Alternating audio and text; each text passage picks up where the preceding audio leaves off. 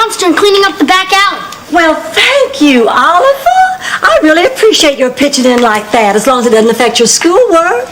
Maybe I'll make you our custodian supervisor. Oh, I get it. Handing out titles instead of raises? Well, I'm not biting. The old lady said she'd make it worth my while if I did some extra work. That's right, and I wasn't kidding. Here you go. A nice new shiny quarter. Hey, thanks. Now I can call the Child Labor Board. Oliver, I'll give you $5 later, but from now on, will you check with me before you do any extra chores? We have to watch what we spend. You know, things are a little slow around here. Good morning. What's up? Oh, I was just telling Oliver we have to do something to drum up some business. Well, I have an idea. What? I just said I have an idea. Okay, Rose, what's your idea? Well, I think in order to drum up business, we should advertise. Something like flyers. Yeah, flyers are cheap. Just print them up and put them on car windows. You know, that's how Dorothy found out about Shady Pines. My daughter put me in a home that was advertised on a flyer. Isn't that sad? You're not getting this quarterback. I'm sorry, Rose, honey, but I just don't like flyers. Well, it doesn't have to be flyers. I mean, all we really have to do is write Golden Palace on something everybody sees. What do you say, Blanche? You up for another tattoo on your butt? Blanche, I need to talk with you. Well, don't we even get a good morning, Mr. Grumpy? I'm sorry. Good morning. Oh, come on, you can do better than that. You know, I used to be grumpy like you in the morning, and then I promised myself I was going to start each day with a happy little song to be more cheery. And it works. I mean, something like Red, Red Robin or Zippity Doo-Dah. You really want to see a black man walking around the lobby singing Zippity Doo-Dah? Unbelievable. Blanche, you're working the front desk between 2 and 5 while I do inventory, right? Yeah, that's right. Okay, I'm going to take over at 3. Ken McGowan, the guy who writes that syndicated column for the Times, is checking in today. He is? Yeah. So I just want to make sure nothing goes wrong. So if it's okay with you, I'd feel more comfortable if I checked him in. Oh, well, I really appreciate that, Roland, but I think I'd rather handle it myself. Really, Blanche, why don't you let me? Well, because I think the person in charge of the hotel ought to check him in. I have an idea. No, really. In this case, I think I should be the one... You heard my decision. Fine. This is what you want to do. Do it. Well, thank you. Blanche, don't you think that was a little rough? You know how sensitive Roland is, and we can't run this hotel without him. I know it, but sometimes Roland just takes too much for granted, and we cannot have that. Now, he's got to learn that I own this hotel. You mean we own this hotel? Oh, yeah, we.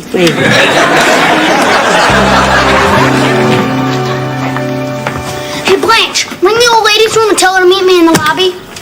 All right, Oliver, but you really shouldn't call Sophia the old lady. That is disrespectful. Okay. No answer. Wonder what the talking prune is up to now. You're right on time. Let's roll. What are you all doing this afternoon? I'm handing out flyers with Talking Prune. I told you not to tell people my Indian name. Wait a minute. These flyers have coupons for free margaritas. Yeah.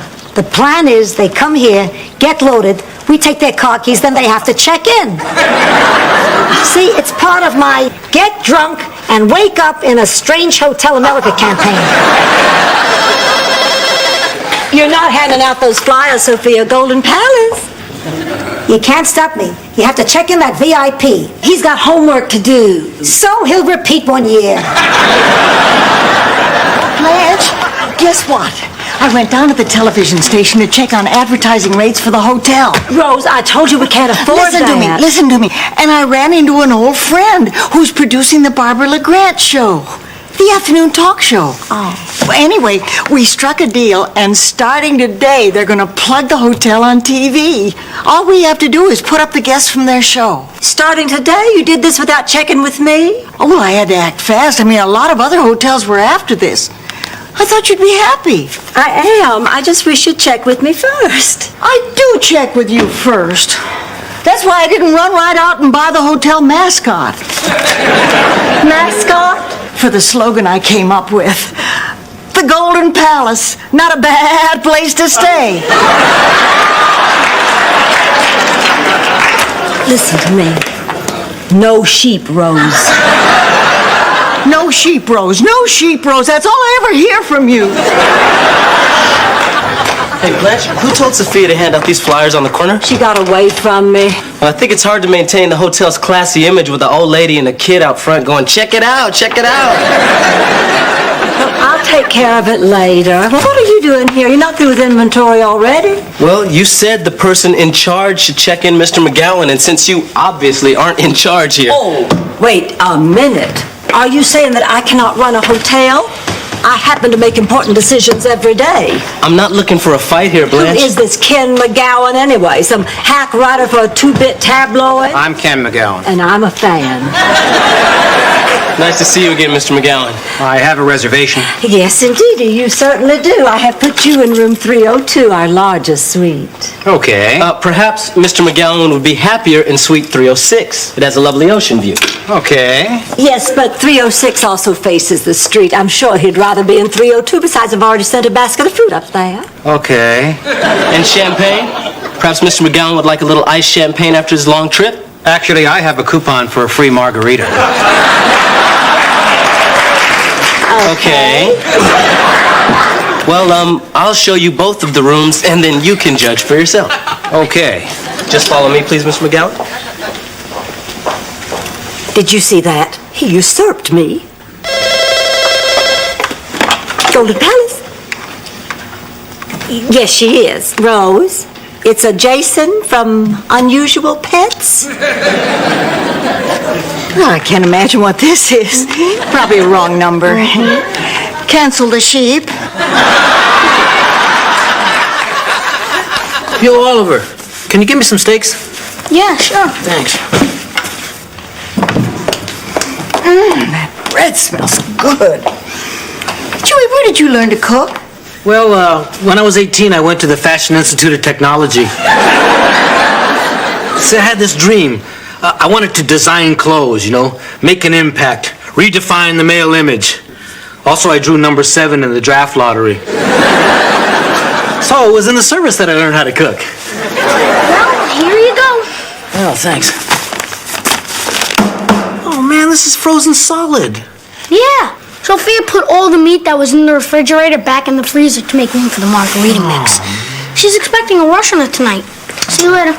Oh, man, doesn't Sophia know when you defrost meat, you have to cook it? If you try to refreeze it, people could get sick, maybe even die. Well, I'm ready to help. Hey, how about if I make a nice little hamburger first?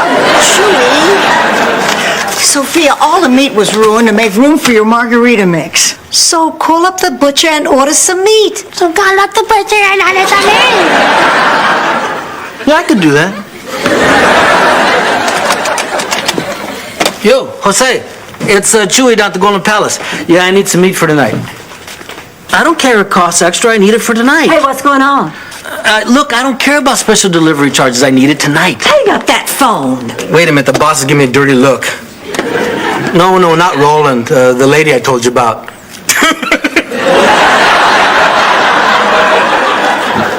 Yeah, that one.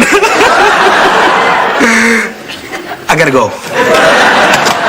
Chewy, I told you, anything you order for this kitchen has to be initialed by me first. Blanche, you're in here. You're supposed to be at the front desk. Roland, I'm not in a good mood right now. You tried singing Zippity Doo-Dah? There you go. Hey, what are you doing here anyway? It isn't even 4:30 yet. My shift isn't over till 5. Oh, it's almost time for our promo on TV. What promo? Oh, I got us a plug on the Barbara LeGrand show. All we have to do is put up her guests. Now, that's a great idea. That's really going to help our business. Well, Blanche didn't think so. She said I should check with her first. Yeah, me too. Me too, man. She said I had to check everything with her first. Man, just go back to the old way of doing things. Hey, that's twice you've usurped me. And if you have any other problems, Chewy, you come to me.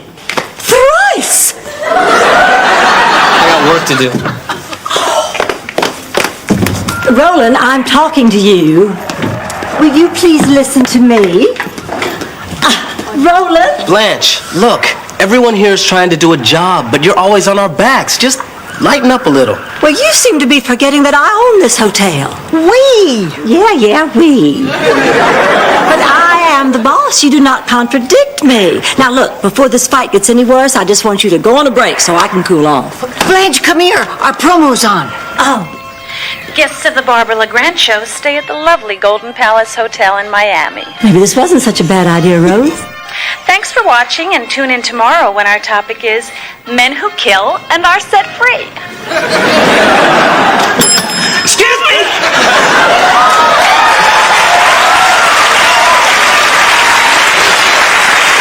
I'm doing the Barbara LeGrand show tomorrow. Could I get my room, please? You'll have to see her. I'm on my break.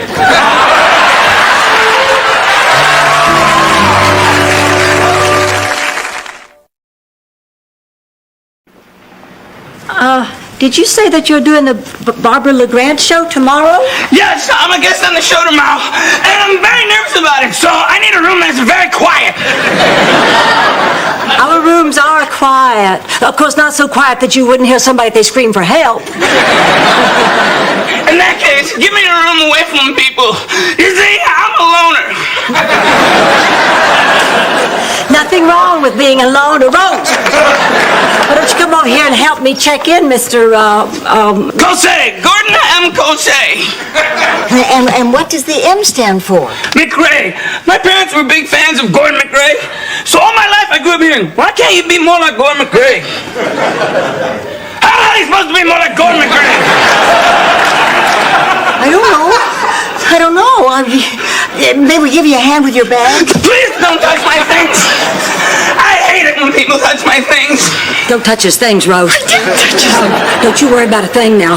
Look here, we're going to put you in room 312. It's very quiet, Mr. McRae. Cosay! McRae's just my stupid middle name. I'm going to my room now. Go with God. Happy hour! Who wants a free margarita? You look like you could use a drink. I really shouldn't, but what the hell?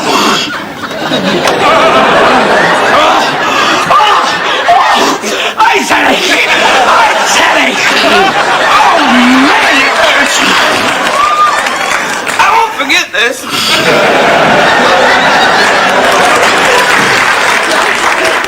We're all gonna die. Oh, yeah. He's okay. He's just one of those poor souls who kills people. We're all gonna die. Don't say that. We have a murderer in the hotel and Sophia's giving him drinks. Oh, we're all gonna die. Yeah, and it's all your fault. Now, what are we gonna do? Well, you're gonna go tell him he has to leave. Me? Well, don't forget, you own this hotel. Wait, Rose, we. Yeah, we.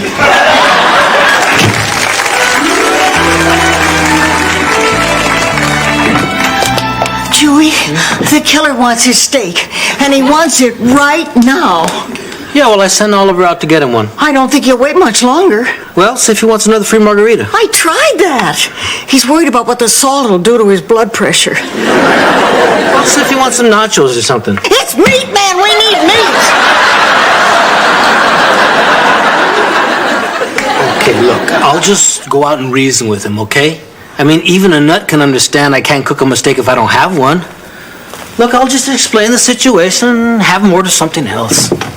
Where's my meat? We need meat, man.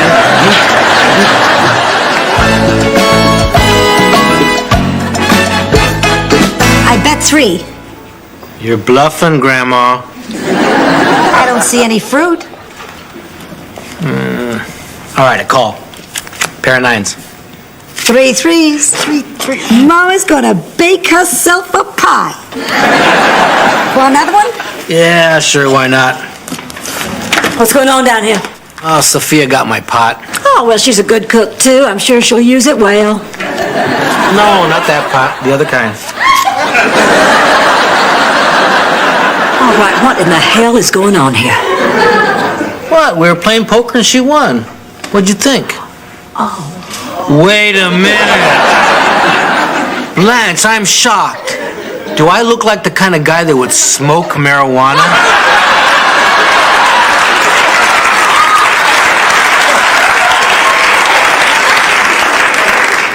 Well, no. Damn straight, no. There you go. How many of those have you had? 7. You can't drink that much tequila. There's no tequila in this. I'm just whacked out on blood sugar. Whee! Oh, I'm so glad you're all here. I can't sleep as long as that man is in this hotel. Well, I can't sleep either, but not because I'm scared. Because I'm so mad at Roland. And I'm a little bit mad at you all, too. What did we do? Well, you're not supporting me. Rose, do you have any idea how important this hotel is to me? All my life, I've wondered what it would be like to run my own business. You know, I can remember when I was younger and wanting to go into business for myself. Now, I sat myself down and I said, what is it that I'm really good at that would make me a lot of money?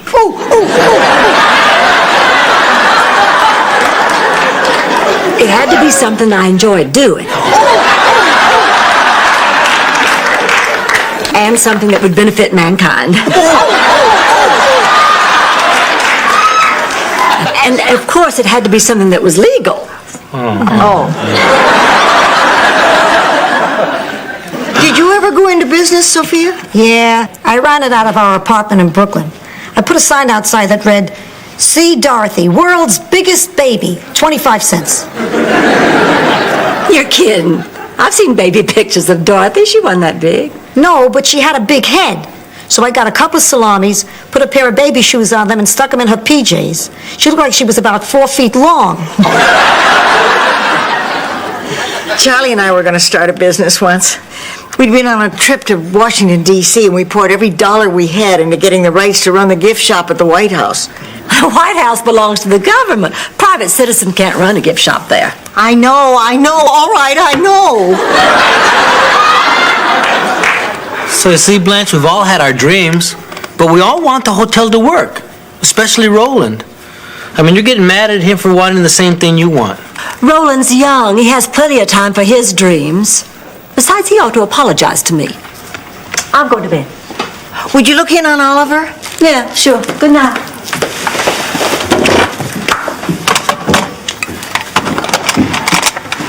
Roland, hi, it's me.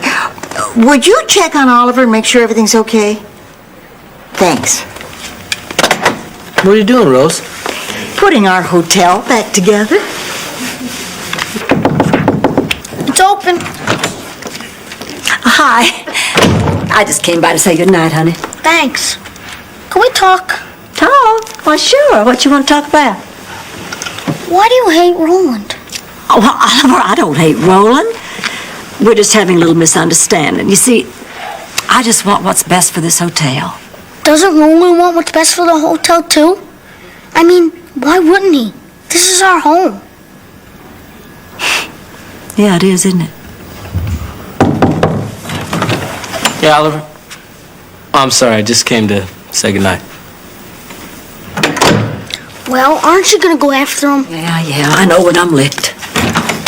Roland, come over here. What, you want me to check with you if I want to say goodnight to Oliver now?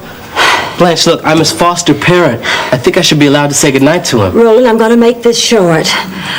You certainly do know a lot about the hotel business, so why don't you continue doing what you were doing before I started my little reign of terror? That's it? What do you mean, that's it? I don't even rate an apology? That was my apology. Excuse me? No. That was, I may have been a little bit wrong, but now that things are falling apart at the hotel, could you please go back to running it, Roland? Pardon me? You're just being oversensitive. Can I get some money, please? I overreacted, didn't I? I'm sorry. I know sometimes that I can come off a little, A little weird? Yeah, you come off weird, man. Look, just try talking to people and don't yell all the time. That's some good advice. Lady, can I give you some? Oh, yeah. Come here! Everybody needs to be needed. Why don't you just tell them that you need them? Do it!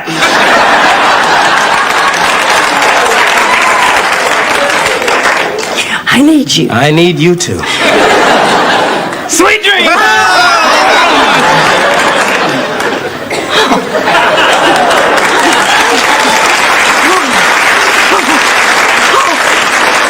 God, you were just great. No, you were better. No. Listen, I meant what I said. I think maybe in my quest to make this hotel work, I sometimes forget to tell the people around me how much I need them. But I do need you, Roland, and I apologize. I accept. Thank you, and I apologize too. Okay. Okay.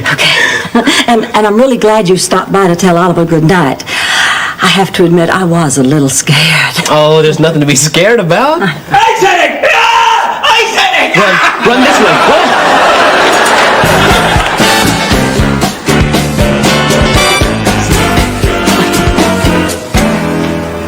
Oh.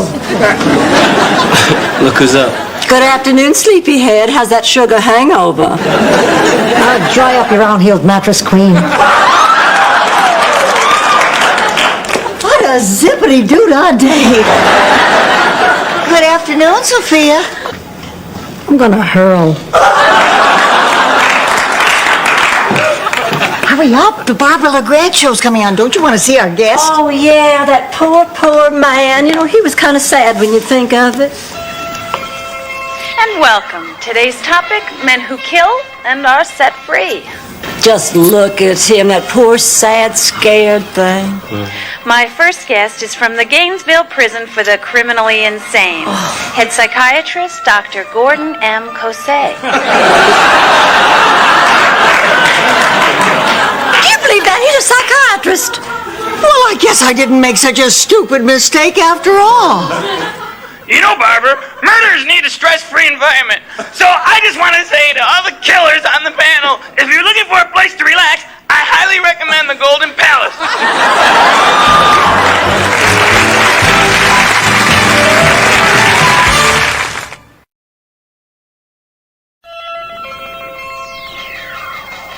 Guests of the Barbara LeGrand Show stay at the lovely Golden Palace Hotel. And on tomorrow's show, Midnight Shame.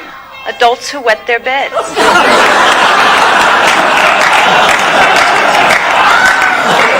There's something we're used to, huh, babe?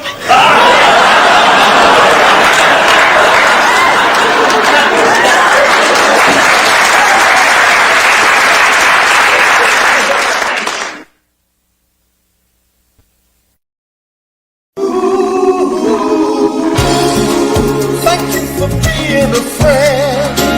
Travel down the road and back again. Your heart is true. You're a pal and a confidant. And if you threw a party, invite everyone with you, you would see the biggest it would be for me. And the call and text would say, thank you for being a friend. Thank you for being a friend. Thank you for being a friend. Thank you for being a friend.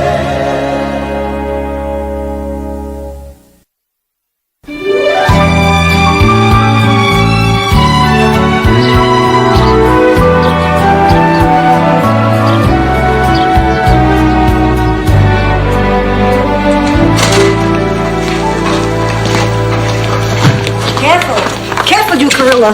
Please, please. Be careful. What's the matter with you? My beloved husband's ashes are in there. No, wait, this one's got hard candy.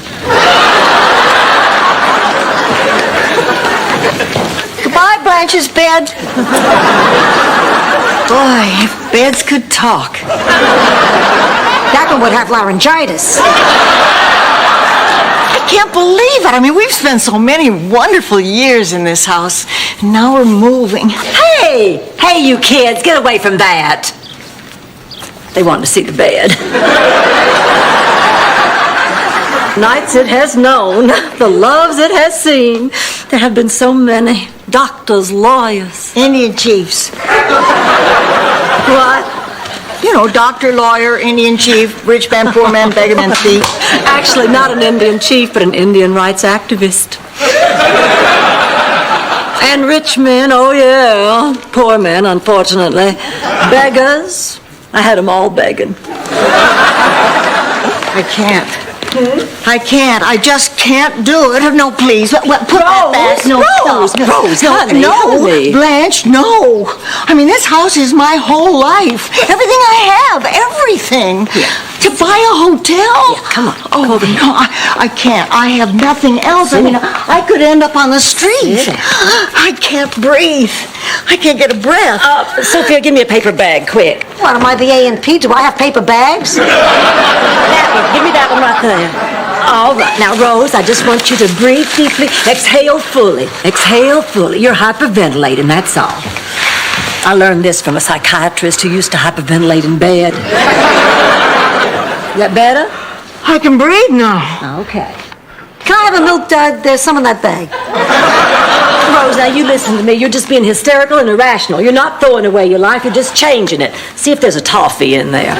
You're going to be moving into a lovely place that will run itself. No toffee. She must have inhaled it.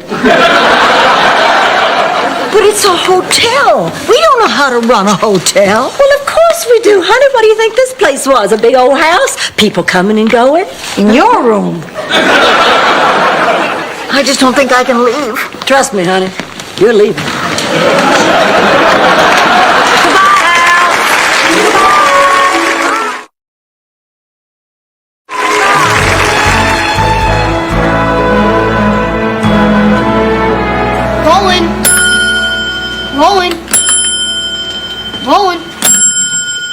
Rolling. Oliver, please, I'm trying to work. Now, we got the new owners arriving any minute, and then that group of 20 travel agents. I want things looking good around here, even if they're not. But Roland, you gotta help me. What if they toss me? Listen, buddy, I'm your foster parent. Nobody's gonna toss you. It's me we gotta worry about. They're not gonna care that I'm good at my job. I heard they own a chain of very successful hotels. They're gonna want to bring in their own people. You think I'm looking forward to this? Now get out of here, man. I gotta work. I just want you to know, if I'm on the street, it's on your head. What is that? The curse of the lost boys? Get out of here.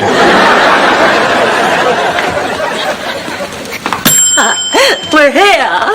Well, I'm terribly sorry, ladies. I can only offer you one night. I've got a convention coming in tomorrow. Do you have any idea who we are? The Pointer Sisters. I don't care. I've only got one night. We are the new owners. Of what? This place. And welcome. Welcome. You know, I was just saying to someone how much I was looking forward to meeting you, and look at you. I mean, they told me the new owners were gorgeous, but I had no... Welcome. Yeah. Let me see the manager. Well, you're looking at him. Well, then let me see the director. How do you do? Then let me see whoever the guy is that runs the place. Why do I get the feeling that you've never been in the hotel business before? Ma'am, have you spent much time in hotels? Oh!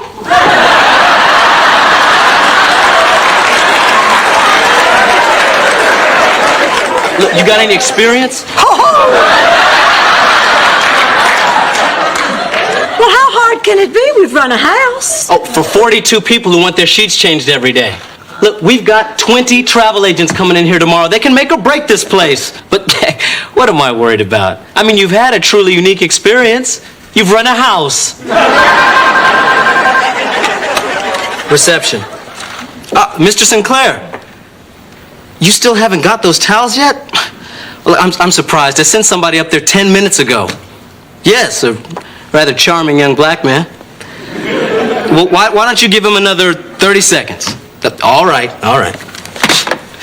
Mr. Sinclair. Excuse me.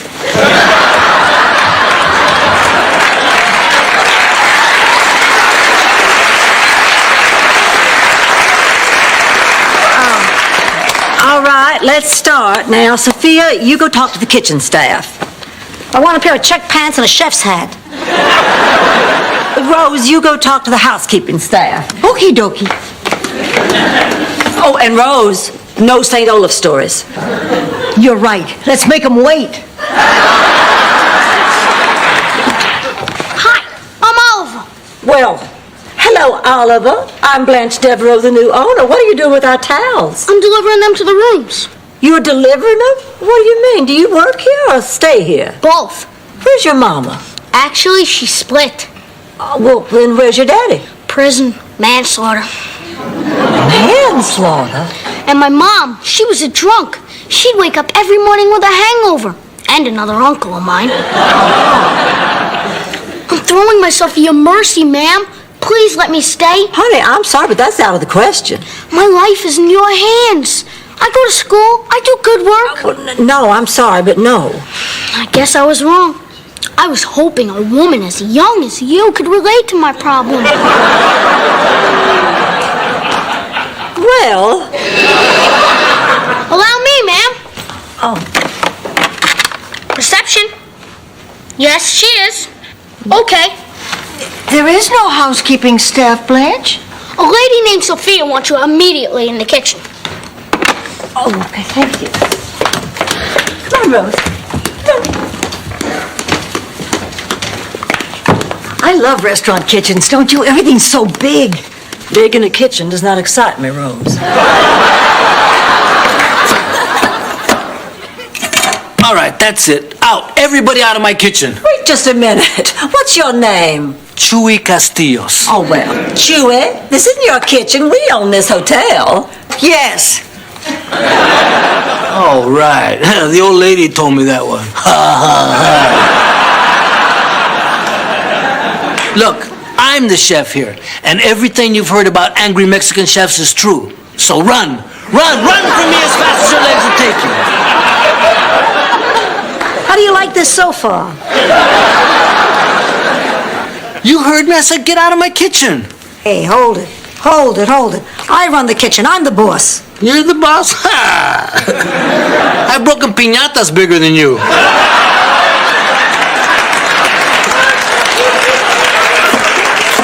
Listen, I'm the boss here. Ask Roland, the manager. He made promises to me. And when one man makes another man promises, well, it can go one of two ways. But the thing is, I've been here over a month and I've been building up the business. I make some of the finest Mexican dishes around. Forget it. From now on, we cook Italian. The only way you're making a pizza in here is if you put beans and jalapenos on top and call it nachos. I'm in charge here, and I say we cook Italian. And I say, I quit. Wait. I don't have to cook Italian.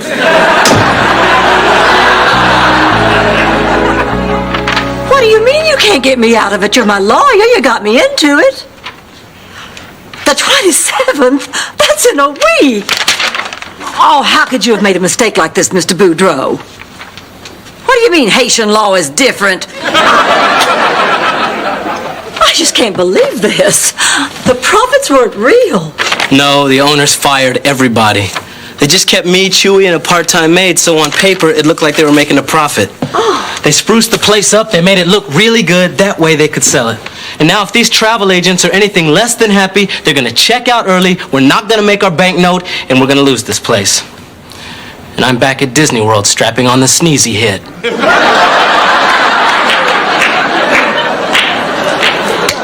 God, now I have to go and break the news to the girls. Oh, they told us you were very successful. They said you were part of a chain. Honey, the only kind of chain I was ever a part of, I ain't gonna tell you about.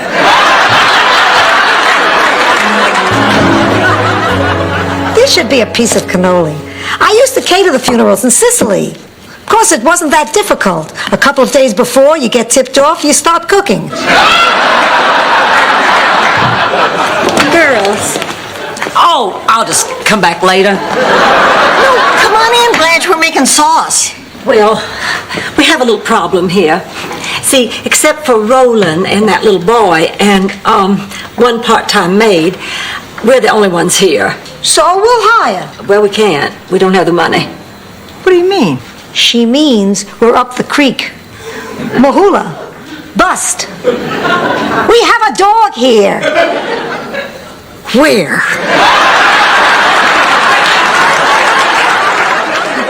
Here, the hotel. There's no money. We have nothing? If we don't make the payment in a week, we're going to lose this place. Oh, my God. Oh, this is it. This is my worst nightmare. Oh, I wish Dorothy were here. Honey, I'm afraid even she couldn't help us out of this. No, but she could beat the crap out of you.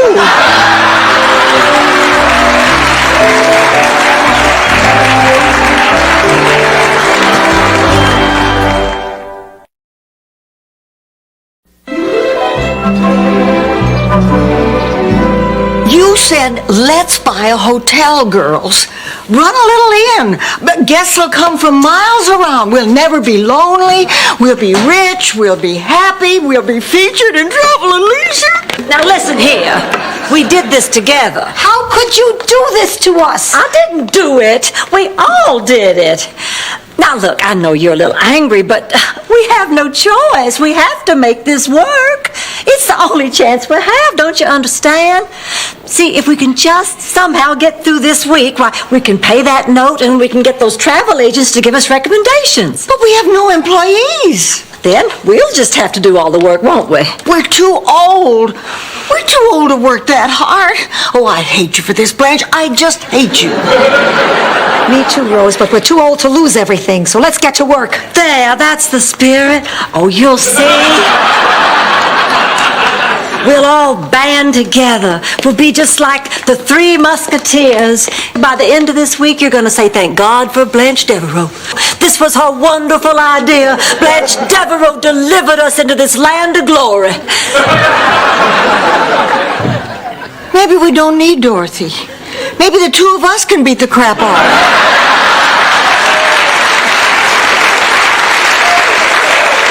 Listen, man, I've been carrying you for more than a month now. I mean, what can I do? Is something a problem here? Hello, I'm the new owner, Blanche Devereaux, and you must be... Oh, my God, don't tell me. Wait a minute. I know. I've seen you a million times on television. I'm just dying. Now, this is the pool man, Brad. Brad? Oh, my goodness, I love that name, Brad. Oh, well, Brad, do you service the pool yourself? Oh, yes, ma'am. You mean I'd be seeing you every week? Yes, ma'am. Oh, I'm so glad. Lying tramp.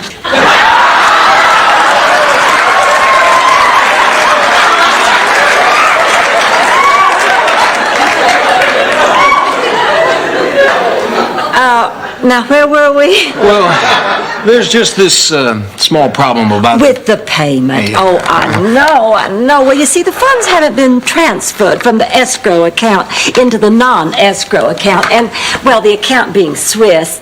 Well, you're a pool man. You probably know all about international banking. Well, just a little bit. Slut.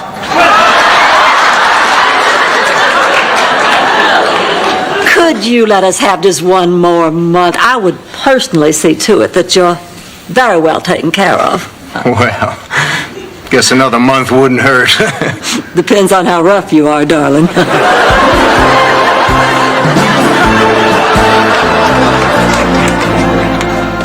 That travel agent said this tastes funny. Same one who complained about the salad? Right.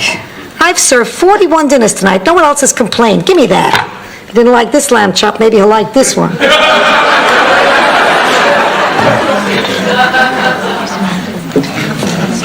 I'm the chef. I cannot tell you how embarrassed I am that our new waitress served you that lamb chop. I'm so very, very sorry. Well, it was slightly dry, and of course the center should have been pink. Dry pink, please. The cat spit it on the floor and went to the fountain blue. But the other one wasn't so terrible. It just didn't have the je ne sais quoi. The quoi? I know, missing completely.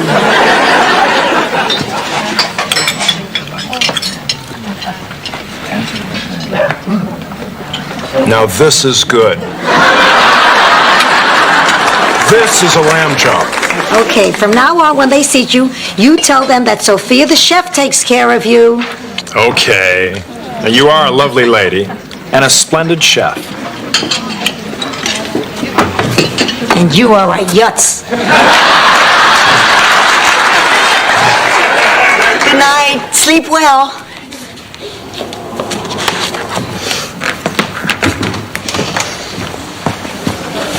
Where's the safe?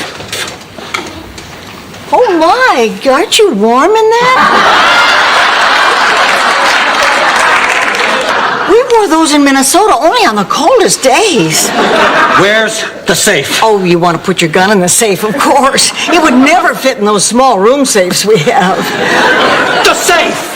Well, I don't know where the safe is. I'll have to call our manager, Roland. No. Oh, that's okay. He won't mind. Roland, I'm sorry to wake you, but we have a guest here who wants to put something in the safe, and I don't know where the safe is. Silly me. Oh, okay. Thanks so much. It'll just be a few minutes. Could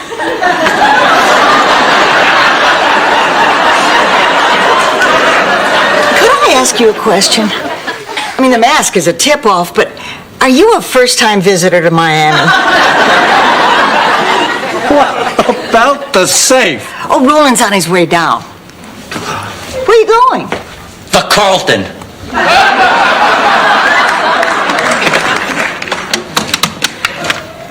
Hello? There's a male Caucasian, 6 feet tall, about 175 pounds, probably mid-30s. He's wearing a ski mask, brown eyes, prominent Adam's apple. He's carrying a .357 Magnum. And he's on his way to the Carlton Hotel. Who am I? Just a citizen who isn't quite as stupid as everybody thinks she is.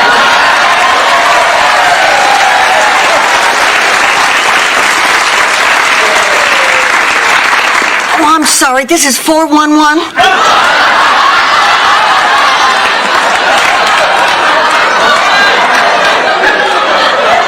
Well, could you give me the number for 911?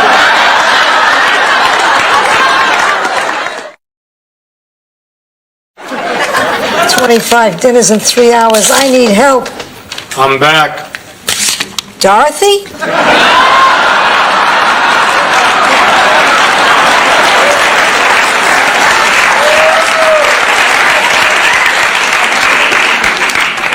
Oh, it's you, Munchie. The name's Chewy. Munchie was just a nickname. Well, what do you want? I want my job back. Look, I'm going through a messy divorce, and my ex-wife got everything. The house, the savings. You're breaking my heart.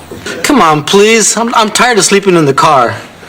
Well, sleeping in it is not that bad. It's entertaining that's impossible. You're gonna have to do better than that.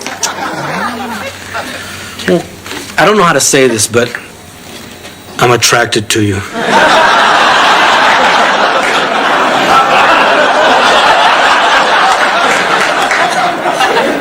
You're in.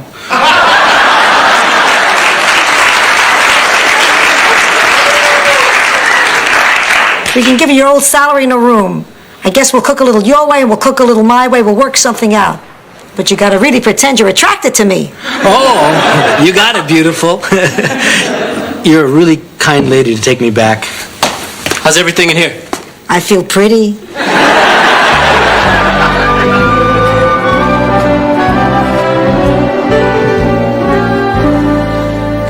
Oh, God, I'm bushed. Yeah, it's like the old days for me, back on the farm. Oh, we used to work so hard. My mother, my father, all us kids. That's how we'd spend our lives. Then we'd die. Girls, we did it. We paid the debt. We have another month. And we have enough to hire more help. And most of those travel agents said they'd gladly recommend this place. We did it. Well, you still ticked off at me. Oh, for God's sake, will you knock it off? I'm sick and tired of this behavior. You were in this just as much as I was. I saw you. You worked hard. You had fun. You were happy. Come on, admit it. We were. You almost killed me. Nothing could kill you. Well, too much corn. Do you know what this means? This means we have a new, exciting life ahead of us. No. Oh, I don't think I felt this good since before my girls left home. My favorite thing was always turning their bed down at night and tucking them in and making sure they were feeling safe. I turned down 42 beds every night this week. And it was all I could do not to go back and tuck everybody in. felt like I had a purpose again. Well, I'm 88, and ever You're since... 87. What? You're 87. Okay. I'm 87. Dorothy is gone. My friends are either dead or they fall asleep while we're talking. I haven't digested an onion in 20 years. So I go on. I went on because every morning I happen to wake up alive. Now I wake up because I gotta make ravioli. I'm busy. I got stuff. Yeah, that's it. We all got stuff now, new stuff. I'm just so excited running this place. You know, when we start to advertise, maybe we can use my picture like Leona Helmsley did. Leona Helmsley used your picture? But girls, isn't this just the best? Yes. Yeah. Hey, to happiness. To life. To us. Yeah.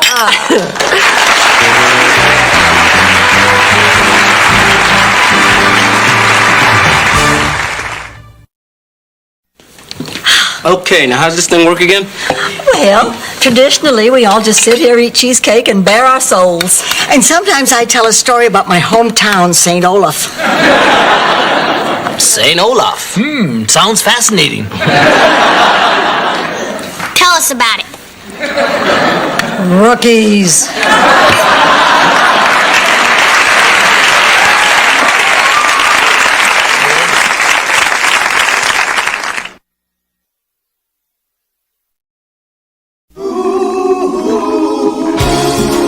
Thank you for being a friend. Traveling down the road and back again. Your heart is true. You're a pal and a confidant. And if you threw a party, invited everyone to you, you would see the biggest gift would be for me. And the card attached would say, thank you for being a friend. Thank you for being a friend. Thank you for being a friend. Thank you for being a friend.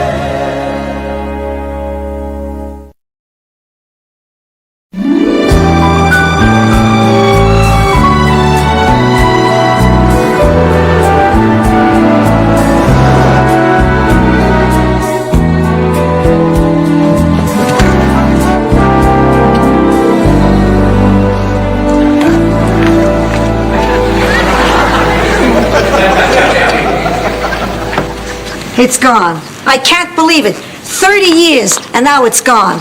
Let me guess. Your short-term memory. My short-term memory? Please, my short-term memory. Who's the Mexican? Sophia, what's gone? My purse. My purse is gone. Stolen by some thug. All right. Now tell us what happened. I'll tell you what happened. The economy gets bad. The people get hungry. They resort to carjacking. Carjacking? Oh, yeah. I borrowed your car.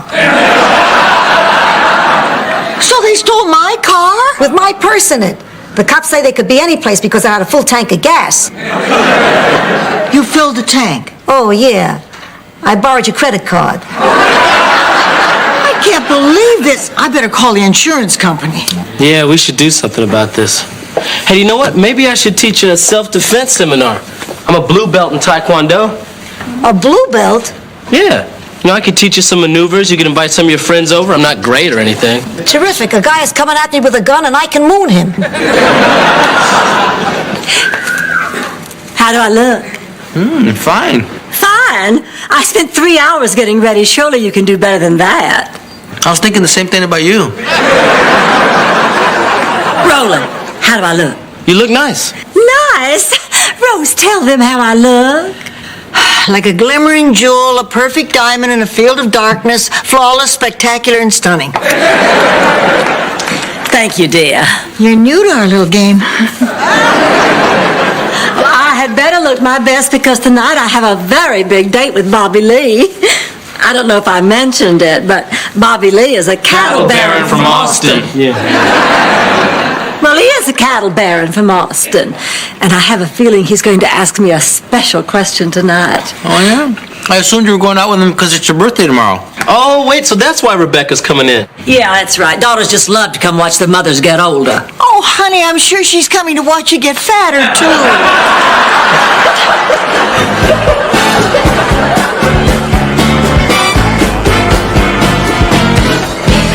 Well, I had a great time, as usual.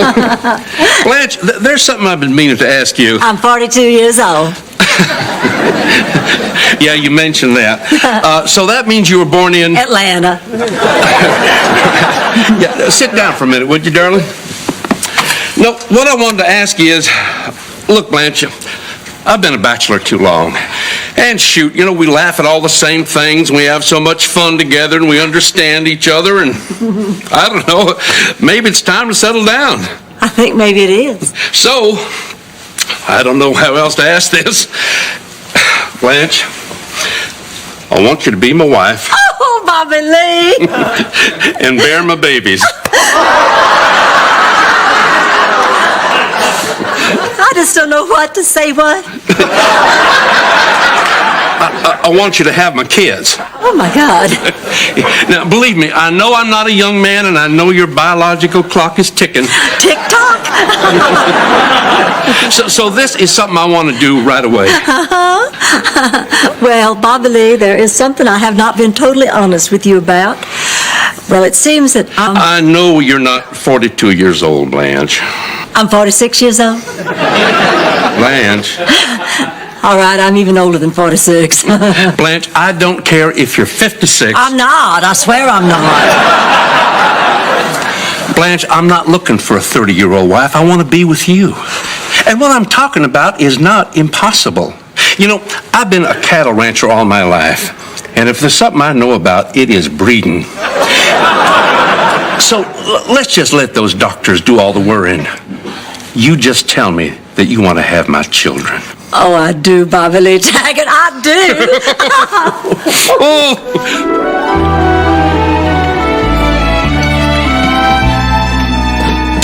Good morning, everybody. I have an announcement to make. Come on, listen. Bobby Lee has asked for my hand in marriage. And I accept it. You did? I did. I don't know what to say. I do. Congratulations. Yeah, congratulations. Thank you. Wait a minute. Wait, there's more. He also asked me to have his baby.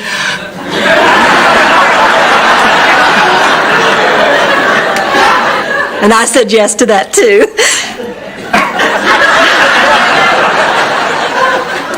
You did? I did. I don't know what to say. I do. You're old. Sophia. What? She's a fossil. I am not. Oh, please. Come on, Blanche. Sophia exaggerates, but she does make a point. I think it may be too late in your life to have a baby. I mean, don't you think maybe that ship has sailed? That ship has sunk. Blanche, this is because you lied about your age, isn't it? No. Well, now, at first I thought it was, but then Bobby Lee told me about this grandmother in California that just gave birth to twins. Her husband fertilized the egg of another woman, and then they implanted it in her uterus. Men.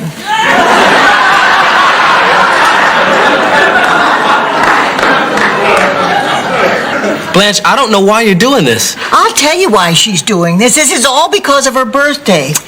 Every year you try harder to stay younger. That's exactly why you're getting pregnant. This is not about my birthday, Rose.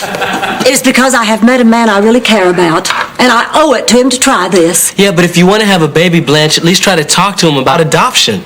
Yeah, all right. I suppose that's something we could consider. Besides, where are you going to find an egg?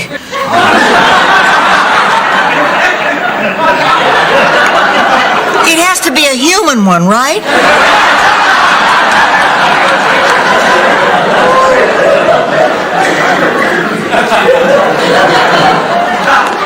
No, Rose, I'm going to give birth to an 8-pound hamster. Oh, good luck trying to get that into a decent college.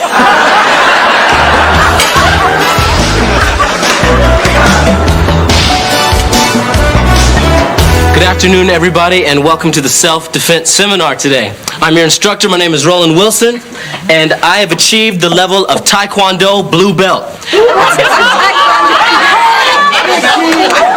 Okay, let's just settle down. Okay, we're going to learn some basic protective techniques. Now, did you know, for instance, that anything in your purse can be used as a weapon? I know, it sounds impossible, but even...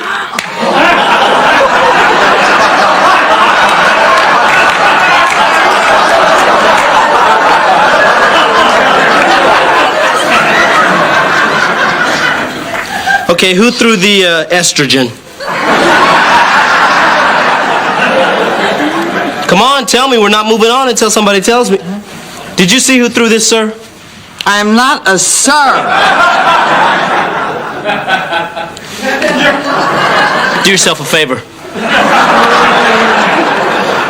Okay, before we get started, let's get to know everybody. Ma'am, could you come up here? Oh, yes.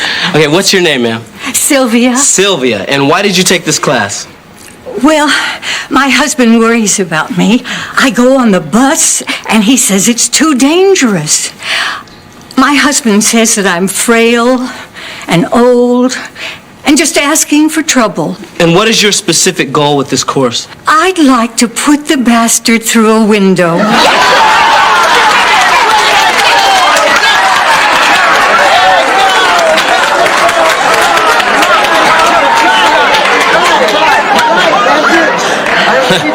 Well, I guess you're ready for the combat part of the seminar, huh? And playing our attacker today is Mr. Chuy Castillos.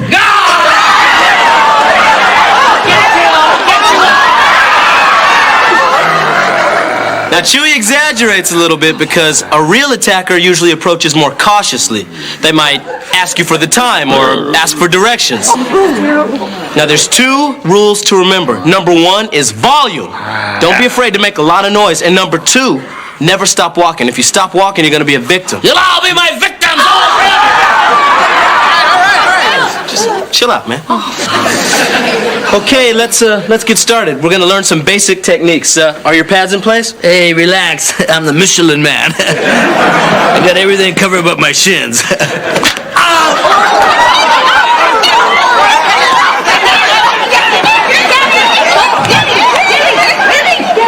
It was horrible, all these old hands coming at me trying to rip off a piece of me.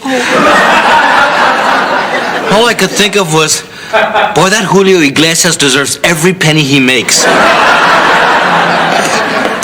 Hi. Well, how did it go? Well, Bobby Lee has no interest in adoption whatsoever. He wants children of his own. Well, you're just going to have to tell him no. I mean, where are you going to find an egg? I mean, it has to be someone you're close to. It has to be someone whose medical history you know. And it has to be somebody who'll let you raise the baby. Mama! Oh, look, it's Rebecca. Rebecca! Now, Mama, before we do anything else, I've looked and looked, and I can't find a birthday present for you. Oh. So don't make me guess. Tell me what you want. Name anything, and it's yours. Oh, honey, material things don't matter. It's what's inside you that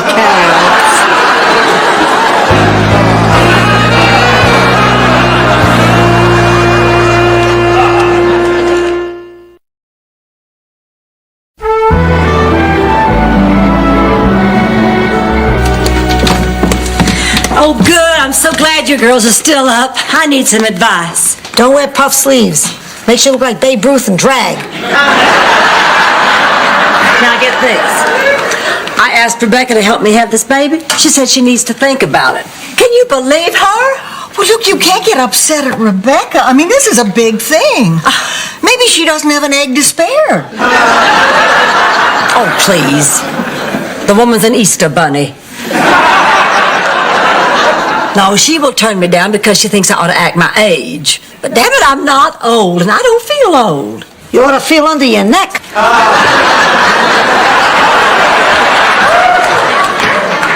Mama, there you are. Listen, I've been giving this a lot of thought, And I really don't think this is a good idea. Pregnancies can be very complicated, and at your age... Rebecca, don't you lecture me now. I didn't come down to lecture you, but have you thought about how you're going to raise this baby? The same way I raised you. I'll get good people in. Mama, you're not helping your argument here. Anyhow, you know I don't think this is a good idea, but if you're really so sold on it, I'll try to give you what you need. Rebecca, that's wonderful. But no matter what you say, you're not a young woman. Now, are you sure you can deal with a little person yelling and screaming at 3 in the morning because she needs to be burped?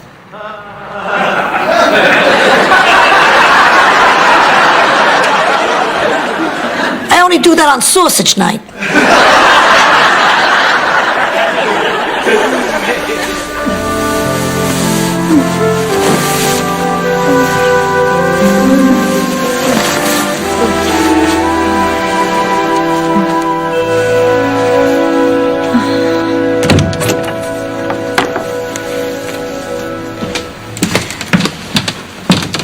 Good, you're up. I can't sleep.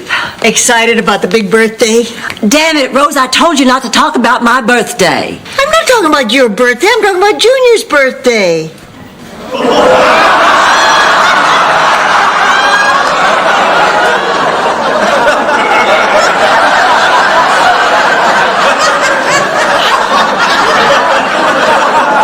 I'm pregnant? I don't remember getting pregnant. Well, how can you not remember? I went to the clinic with you. They gave us the early bird special, coffee, Danish, and 2 eggs.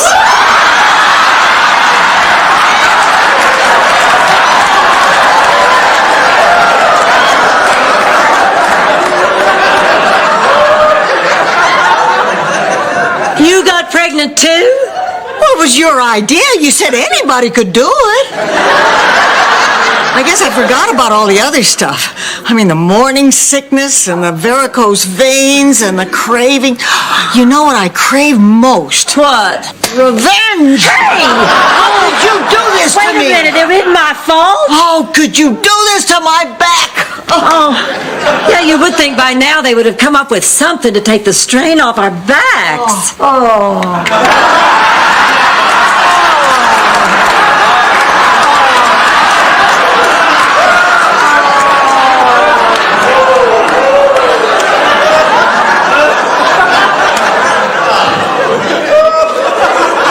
Sophia, how did you get pregnant? I shook hands with Warren Beatty. You took me to have an egg implanted. I did? Anyway, it must be nice having wheels. It's nice, but you know what would be better than wheels? Brakes! Brakes! Somebody stop me! Somebody stop me! Stop me! Somebody stop me! Here, get rid of that foot. Here, let's sit down. Let's sit down. Let's see. You got her? Wait a minute. I got her. I got her. Okay. Here we go.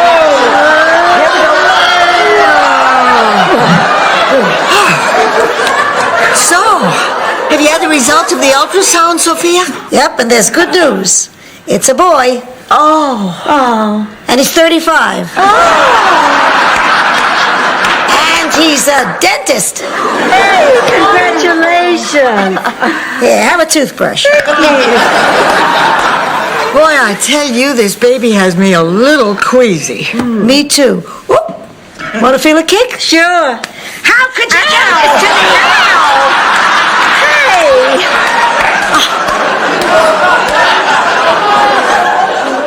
All I said was anyone can get pregnant. I didn't mean everyone. No, she tells us. What do you mean?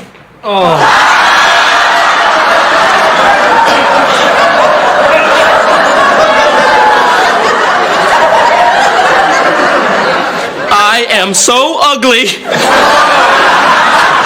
No, you're not, Roland. Yes, I am. I'm fat and I'm ugly. I hate myself. I hate my face. I hate my body. But what I hate most are these damn mood swings. Blanche didn't tell you about that. And she also didn't tell you you're going to have to give up sleeping on your stomach. I'd give anything to sleep on my stomach. Well, that's not my fault. It's not like there's anywhere else you can carry a baby. I mean, is there?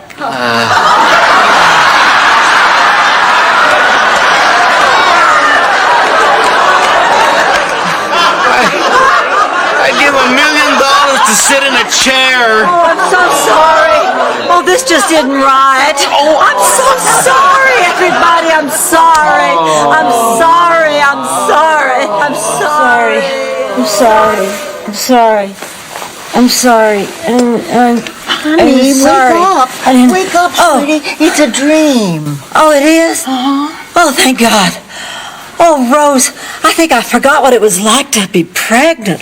Oh, I don't think I can do this. What if I never get my body back? Oh, you'll get your body back. It'll just be all stretched out of shape. Oh, no, I definitely cannot do this. You know, I never thought I'd say this, Rose, but I'm old. Blanche Devereaux is old. You are not old, Blanche. You're just too old to have babies. No, I'm old. And in a strange way, I feel free saying it. Liberated by the truth. Well, then you just have to tell Bobby Lee you can't have his babies. Well, of course I can't. I'm old. How old are you, Blanche? Old enough to know that you can't measure age in years. You measure it by the number of friends you have. How many friends do you have? 42.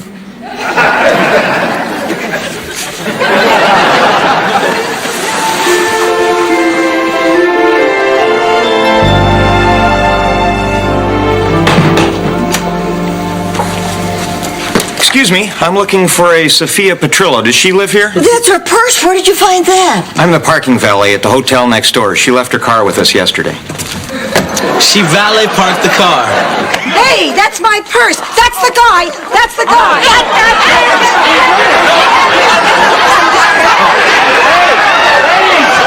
Ladies, come on, please control yourself. Oh, good knee, Sophia. She just hit him like, hey, stop that. Ladies, bad ladies, bad ladies. Oh, there you are. Have you had a chance to talk to Bobby Lee yet? No, not yet.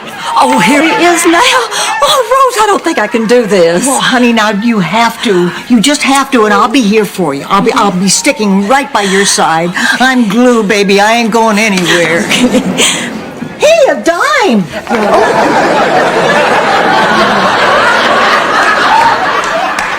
Hi, Bobby Lee. Hi, Blanche. Honey, listen, there's something I want to talk to you about. Yeah. It's about us having a baby, Bobby Lee. See, I just don't think that... Blanche, I know what you're worrying about, and just want to tell you we got to take the bull by the horns and just face it, it's true. It's true? Then you mean you think that I'm too... I'm sterile. I can't get you pregnant.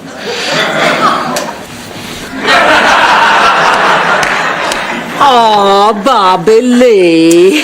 Yeah, I went and got tested today, and I got a really low sperm count. But it's not because I'm old. I'm not old. I'm not old either. No. So I guess you never want to see me again, huh? Well, honey, of course I do. But we don't have to rush right into marriage either.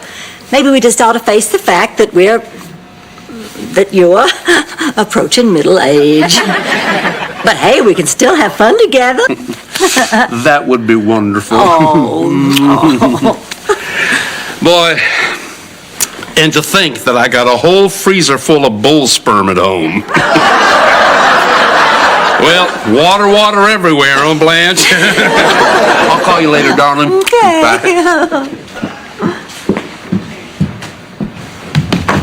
Well, where is he? I want to meet the man that's going to marry my mama and father my baby. Well, it turned out that he was too old. He was too old. All right, I'm too old. Is that what you want to hear, Rebecca? That you were right in lecturing me because I'm nothing but a vain, foolish woman who refuses to act her age? Mama, I lecture you because you are a beautiful, elegant, intelligent woman who doesn't need to act like a teenager. Don't you see? I want you to be proud of who you are. 'Cause, Mama, I sure am. Oh, baby, I am so stupid. Here I have been working so hard trying to have another child when I've got one right here I'll just never learn enough about. Rebecca Jean, how'd you ever get so smart? Hey, we're only as smart as our parents. Oh. Maybe you're not my real mother. Hey, come here, you. Happy birthday, Mama.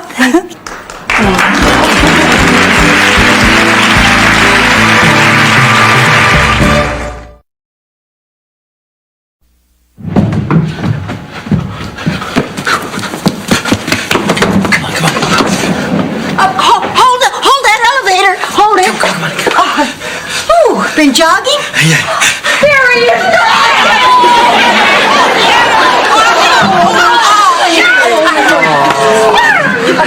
I forgot my hot milk.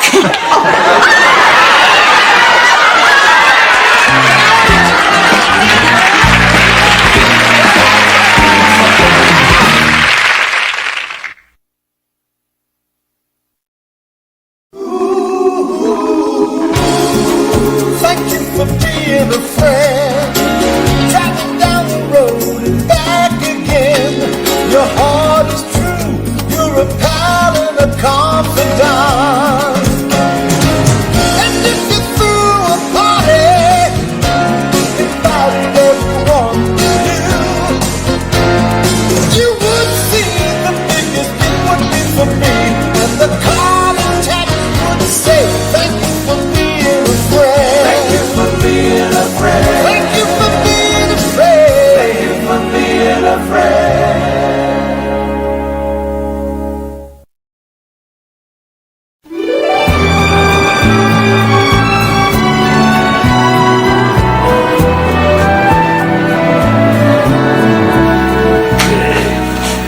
Okay, you guys ready? Say goodbye. Oh, no, please.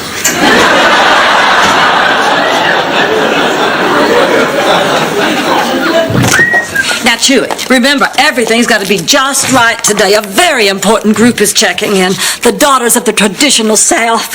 And I want dinner to be perfect. What do you want me to do? Cook a possum or something?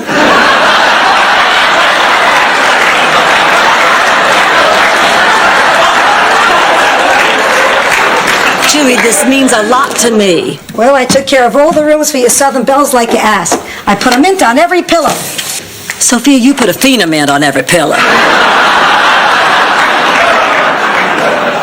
Oh, I guess then around 2 a.m. the South will rise again.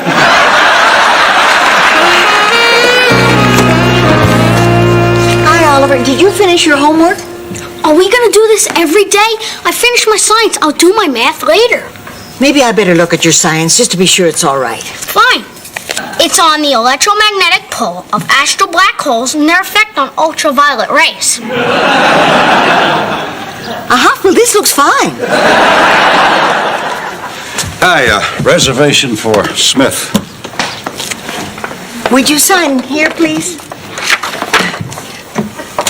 Blanche, do you see that couple over there? Don't look. What about them? Oh, come on. Don't tell me you don't see. Don't look.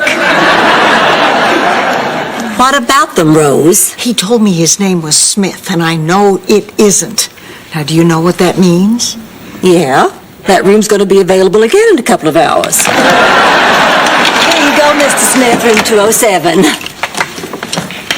Why did you do that, Blanche? I used to work with that man's wife. I've seen him at Christmas parties. Oh, thank God he didn't recognize me without my elf costume. Aren't you glad we decided you shouldn't wear your elf costume here? There was nothing to decide. Didn't make much sense to wear it after you cut the bells off. The point is, there is sin going on in our hotel. Rose, I'm sorry, but that is one glass house I really don't feel qualified to throw stones at. But it's wrong. What's wrong? Oh, Rose is on the snit because some guy is shacked up in 207. I know his wife. It's wrong. Well, wait a minute, Rose. We're in the hotel business. Now, it's not up to us to make moral judgments about the people staying in the hotel. Daughters of the traditional South? Those bigots in bonnets aren't staying in this hotel.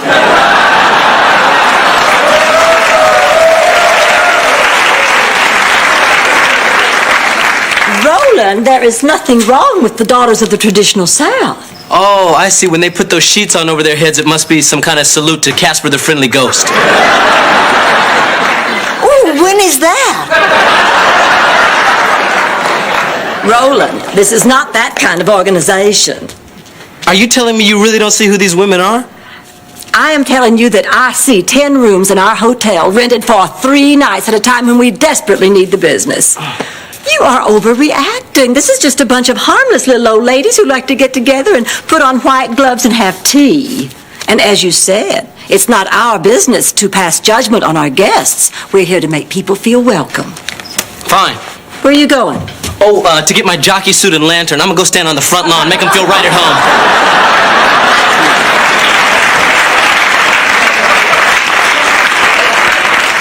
Well, this just doesn't seem fair. Rose. How come he gets to dress up and I don't?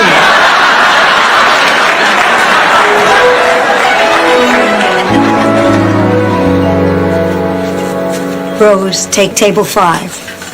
Oh, no, not them. Do you know what they're doing here? I have a pretty good idea. I haven't seen drooling like that since they sat me at the zombie table at Shady Pines.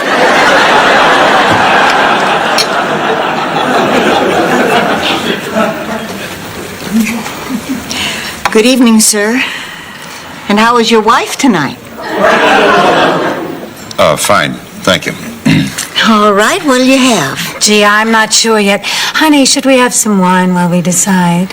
Sure, what do you suggest? I have a lovely Chardonnay that might be nice before you burn in hell for the rest of your lives.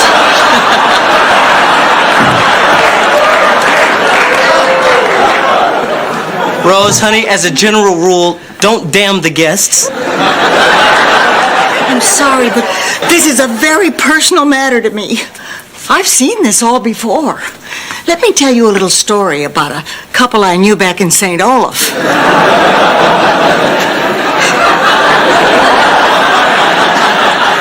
He was strong and she was docile, almost contented, you might say. And they were married in a pasture where they used to graze. It was a lovely Wait. Graze? Oh, yes, they were cows.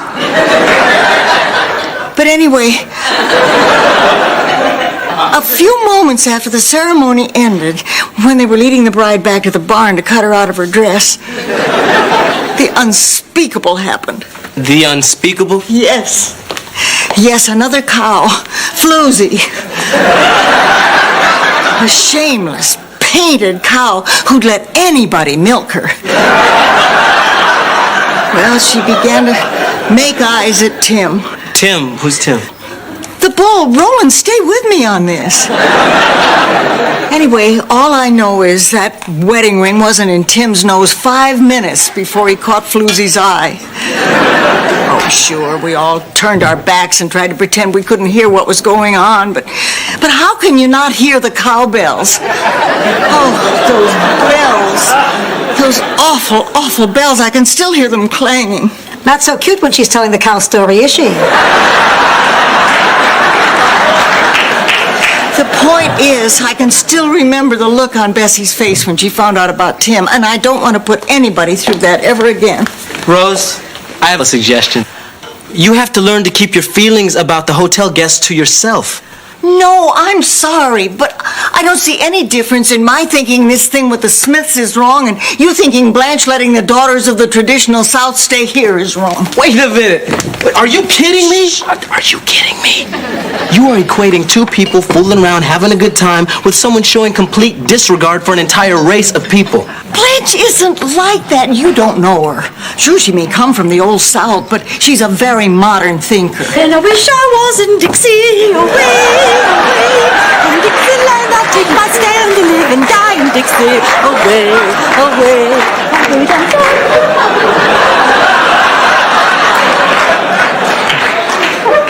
And the sad thing is, she isn't even wearing a hoop.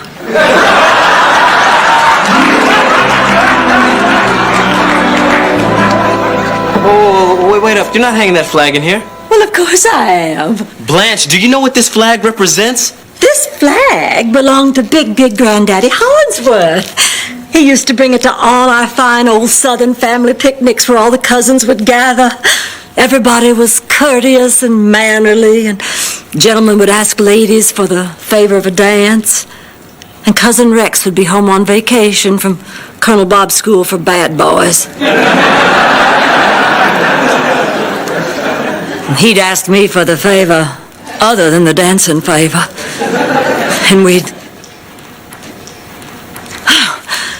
It's a grand old flag. Wait a minute, now I get it. This is just good old-fashioned fun. Yes! Okay, we'll say, how about on Tuesday nights we hang the Nazi flag, hire an oompa band, and dress you up like Eva Braun? This is not the same as the Nazi flag. Yeah, well, it is to me, Blanche. Look, when you look at this flag, you see some southern fairy tale with the guy who looks like Burl Ives dressed in a white suit tipping his hat to you saying, "Evening, Miss Blanche." Evening. Oh, I'm sorry, Roland. You were making a point. That's not funny, Blanche. Well, that's ancient history, and you know it. Things aren't like that anymore. Uh-oh, here they come. So, are we going to check them in? Can we afford not to? After they're checked in, Blanche, I want this flag to come down.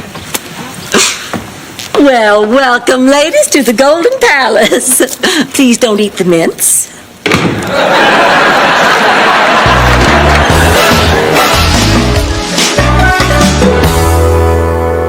What's doing, Rose? Oh, it's pretty quiet. I've just been calling the Smiths every minute and a half so they won't have time to start rolling around. That's great. I did the same thing on Dorothy and Stan's honeymoon. Drove them crazy. You might want to try it with a German accent. Sophia, you're terrible. Achtung!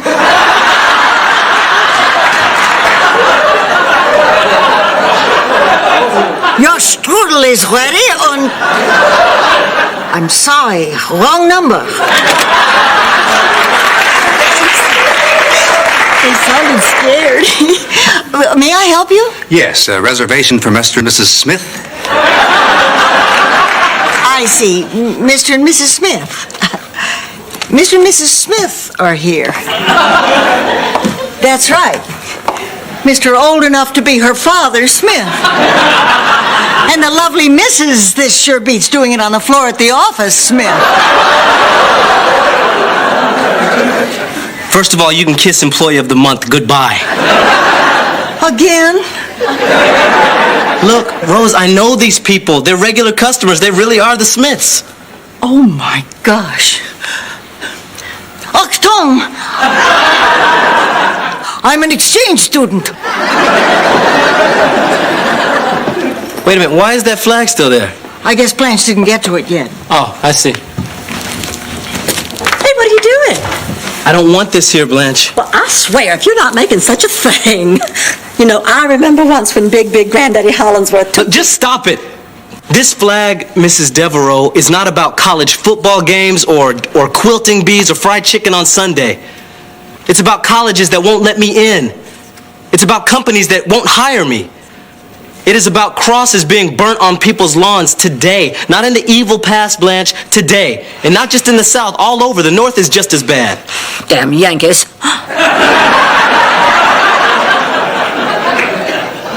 You honestly don't get this, do you? I don't see where there's anything to get. This is just a flag. To me, this is just a bunch of wonderful family memories. Well, I don't think I want to work for anybody who feels that way. I don't think I can. But Roland... I'm just going to look for another job, Blanche.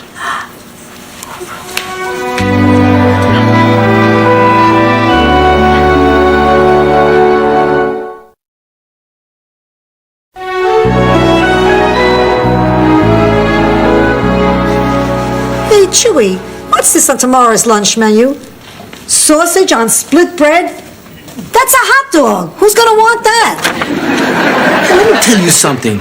I have seen people, lots of people, like thousands of people line up for a little piece of sausage. And they do it because it's the only food available.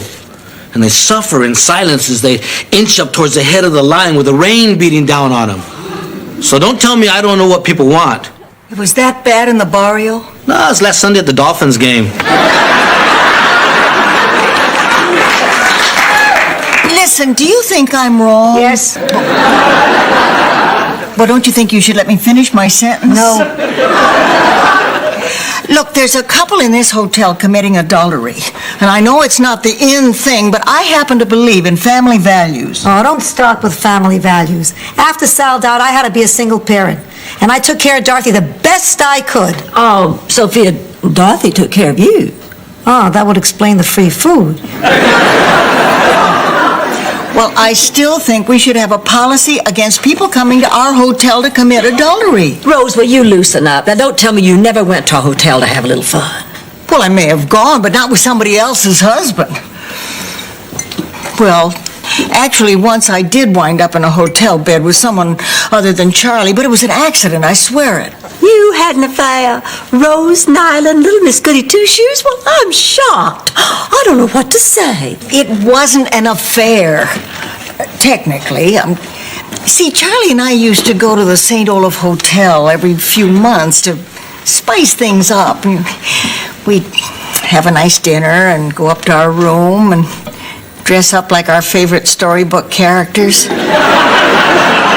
And then make love. Nothing unusual. Perfectly normal. Yikes. Well, one night, Charlie went in the bathroom to put on... Well, this is a little embarrassing. Come on, Rose, we're all adults here. There's nothing to be embarrassed about. Come on. He went in to dress up like the big bad wolf. She's sick. Now stop it. I'm sorry, I just don't understand about people who have to dress up like storybook characters. Of course, I was lucky. Without his clothing, my style looked like Wee Willie Winky anyway. Can I finish my story? Well, when he went into the bathroom, I turned out the lights. Wait a minute, Rose. Why would you bother putting on costumes then turn out the lights? Now I do feel silly. Rose, the affair. Well, we wanted to order room service, but the St. Olaf Hotel doesn't have it. They just have dumb waiters. Wait, Rose.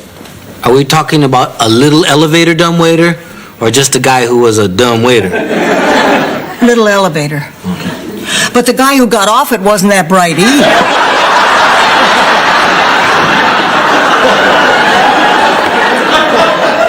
He saw me in bed and he crawled in. Well, I thought it was Charlie. So I said, Grandma, what big eyes you have. And he said, the better to see you with, my dear. And then I said, Grandma, what big teeth you have.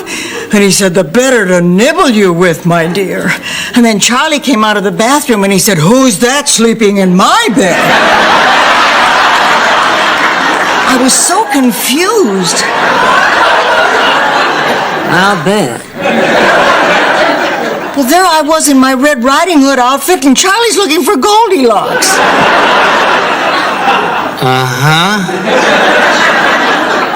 I guess Charlie was confused, too, because he huffed and he puffed and he actually hyperventilated and passed out.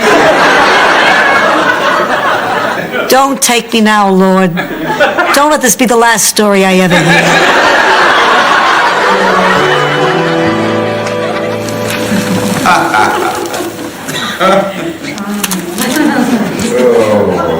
No, I'm going to be more tolerant. Oh, Harry.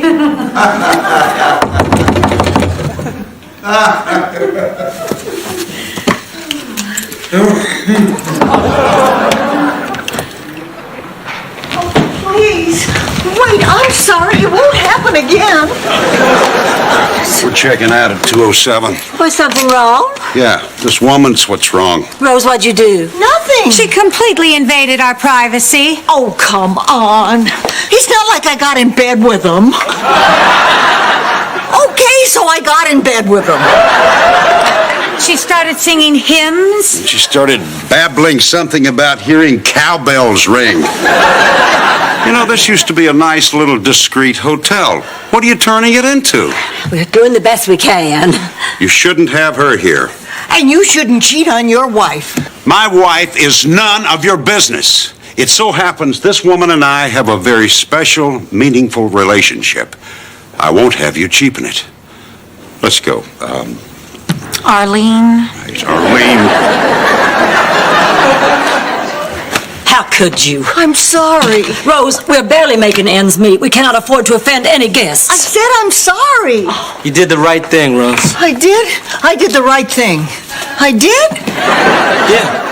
Sometimes what you believe is more important than business. Although what some people believe is unbelievable. Now, Roland, I am not some kind of bigot because I love this flag and I resent that implication. You just stop that right now. Oh, yes, ma'am, Miss Devereaux. Old Roland don't want to cause you no trouble at all. You hold on to that one. He's a good one. What did you say? He's a good one. Roland. Wait. Hey, Roland. I don't feel like that woman in there. I don't feel that way at all. But can't you see, Blanche, that flag ties what you believe and what she believes together. Look, I'm telling you, the legacy of that flag is alive every time I walk down the street with a group of my friends and I see a white person cross over to the other side because they're afraid. Or look, when I'm in the elevator with somebody like you and you're all huddled over in the corner wondering what I'm gonna do, sometimes I just want to go, oh. Just to break the tension. So please don't tell me about that flag. I've battled that flag all my life. Look, Roland, I'm sorry. I'm sorry for everything you have been through, but what am I supposed to do? What am I supposed to think about all my family, all my friends? All right, when I was in school, maybe I was a little less sensitive than I could have been. But I was just doing what all my friends were doing. They were my friends, and we were just acting like everybody we knew acted. Oh. And then when I had my first baby, well, the hospital was packed, and I had to share a room with a young black woman. George made a big stink about the accommodation. She had to have heard him. And I know her baby was every bit as cute as mine. Cuter, in fact. Rebecca was an ugly baby. Turned out fine. Ugly baby. You can get an idea of how she looked if you catch Sophia some morning with her teeth out. The point is, what am I supposed to do and think about my family now? What am I supposed to think about all those people I love? What am I supposed to think about me? Everything I grew up believing in, all my wonderful memories, they're all tarnished now by... Oh, God. By the truth. I owe you an apology. No, you don't owe me that. Will you stay? Blanche, you really have to start listening to me when I tell you something is bothering me. And I'll try to understand why some of these things mean so much to you. Look, the whole world is messed up right now, and I would like to see that get better, but in order for that to happen, white people are going to have to start making positive assumptions when they see people of color. And people of color could make positive assumptions when they see white people. Man, things are just messed up. Blanche, look, let's just try and get rid of all the barriers and just trust each other, okay?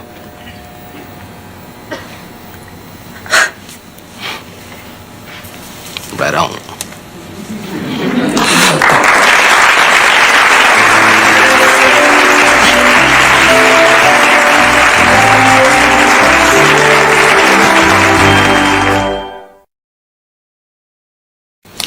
Reservations for Smith. Oh, really? Is there a Mrs. Smith? Har, har. No, but there's Mr. Jones. Oh. Well, that's a relief.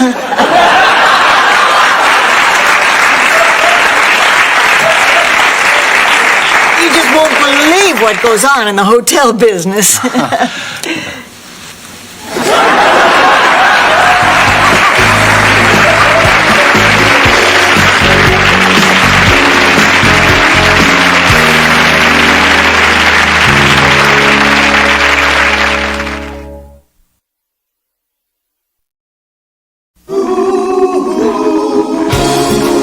Thank you for being a friend.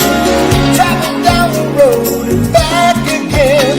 Your heart is true. You're a pal and a confidant. And if you threw a party, invited everyone you knew, you would see the biggest it would be for me. And the call and text would say, thank you for being a friend. Thank you for being a friend.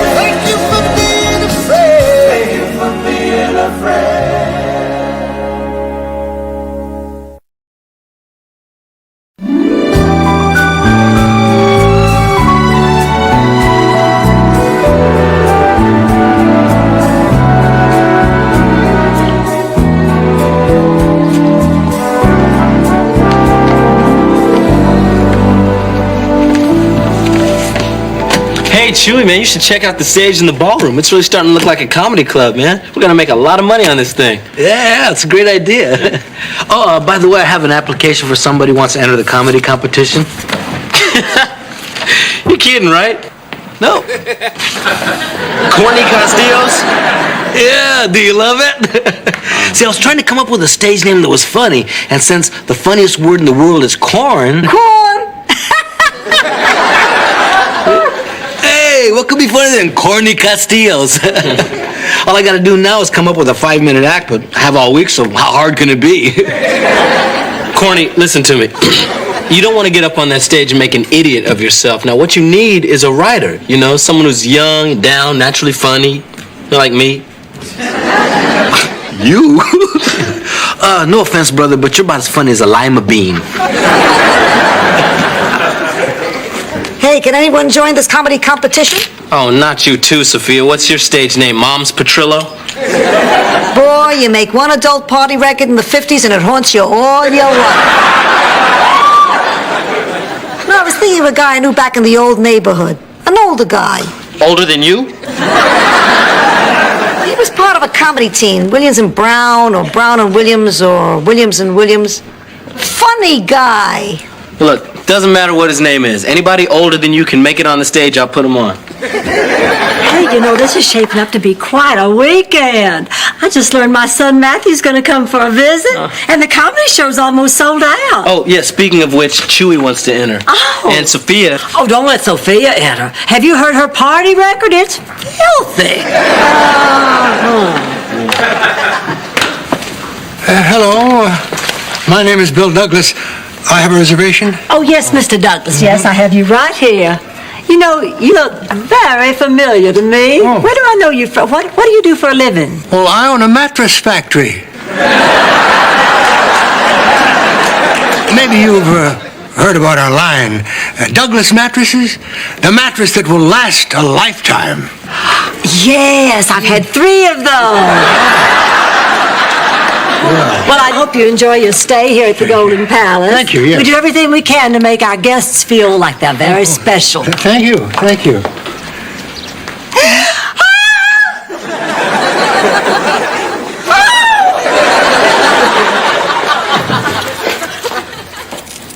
Rose, are you okay? You look shaken, like you've... Seen a ghost? Well, I was gonna say drinking heavily, but... Seeing a ghost works too. Rose, are you all right? Look at this picture. Oh, my goodness. It's you and Mr. Douglas on a cow. No, that's me with Charlie. Mr. Douglas looks exactly like my husband, Charlie. Oh, well, no wonder he looks so familiar. Oh, and I made such a fool of myself.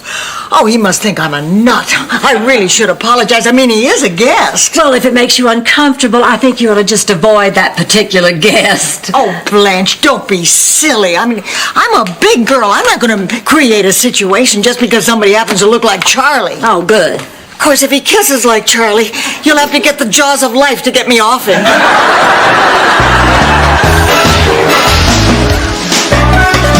Read this joke. Read this one. Yeah, you're gonna love it. Too bad Al Gore's not a waiter because he married a good tipper.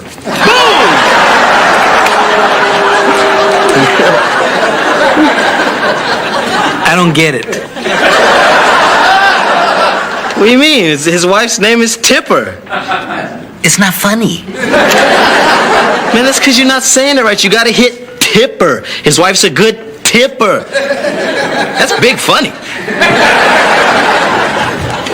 Chewy, Roland, I want you all to meet my son, Matthew. Matthew, this is Roland and Chewy. Oh, hey, nice to meet you. Nice to meet you. We gotta go over. Okay. Oh, honey, I just have so many plans for us today. Mother, can we talk for a minute? Look, I have something to tell you. Okay.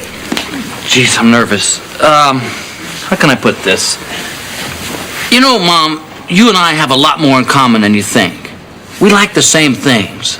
We like the same things? Honey, the only thing I really like is... Oh, my God, you're gay. No. No, what I mean is we both like to take chances. Like when you bought this hotel, you weren't afraid to change your life. So I've decided to stop being a stockbroker and become a stand-up comic. Matthew, honey, if this is your roundabout way to tell me that you're gay, you don't have to. I accept it. I'm not gay, Mother. Oh, yes, you are. Remember those open-toed sandals you wore in high school? Please. Sorry, but I'm not. And I really want to do comedy. Oh, comedy. No, Matthew, that's so undignified. How could you do this to me? I'm not saying I'm going to make a career of it, but I've been performing at some clubs, and I'm not half bad. So when you wrote me about this comedy competition, I came down here so you could see it. You didn't quit your job, did you? For a little while. Oh. Well, forgive me if I cannot laugh, Matthew, but I find nothing funny about my son ruining his life. Now, I don't want to talk about this anymore. Let's just get you checked in. You want to listen to some show tunes later? Straight as an arrow, Mom.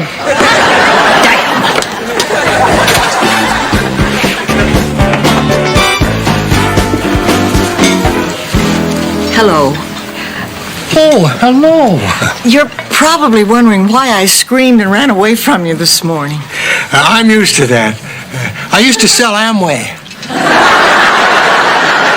Please. Oh. My name is Bill Douglas. Rose Nyland. The reason I reacted the way I did was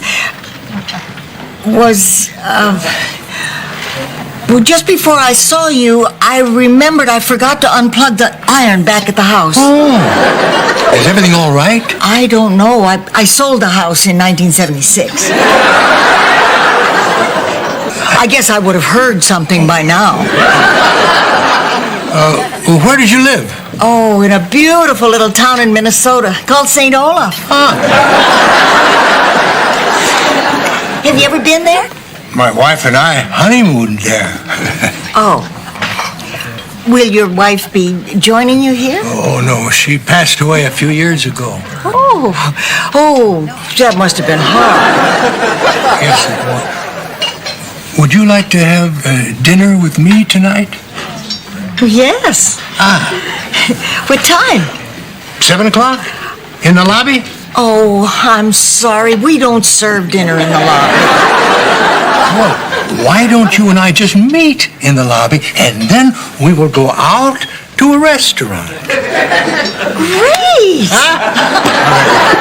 See you at 7. Yeah. Wow. And smart, too.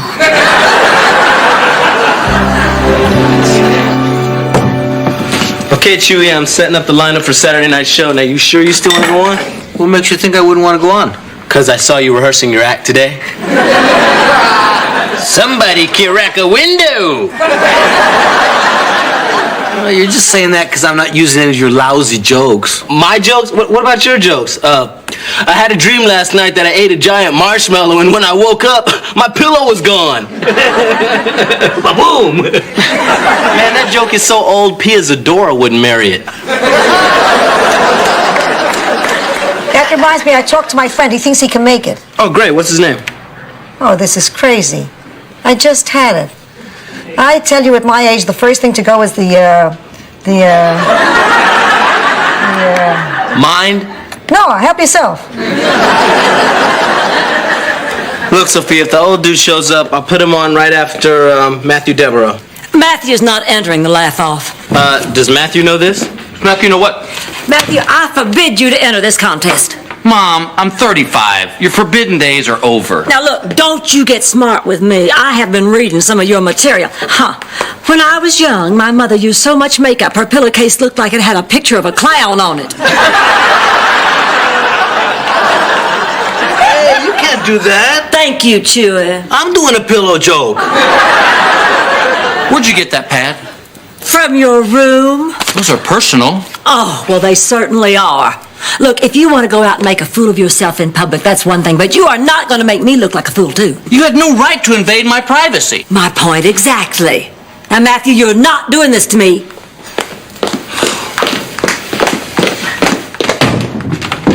Maybe I should talk to Matthew. You think you can help? I know I can help. I have over 1,000 Blanche slut jokes.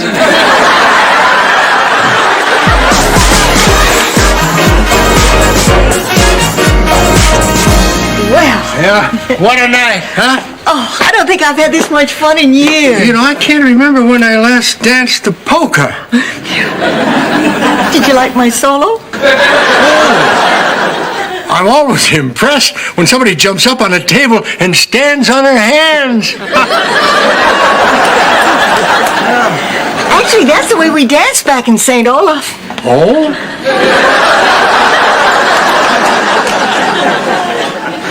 Bill, there's something I have to tell you. Can I tell you something first? Look, I have been alone for 7 years. I tried dating. I know what you mean. Oh, yes, but you're very different. When I'm with you, I feel comfortable. Just comfortable. No, don't underrate that.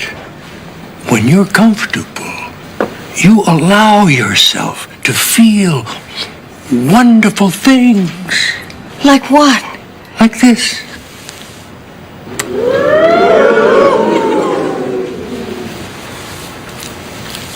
Or this.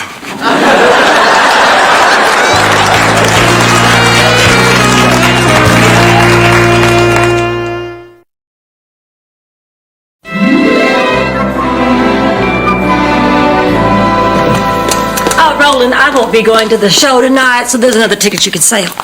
You gotta go. I sold Matthew this one joke and no one will get it. They can't see you.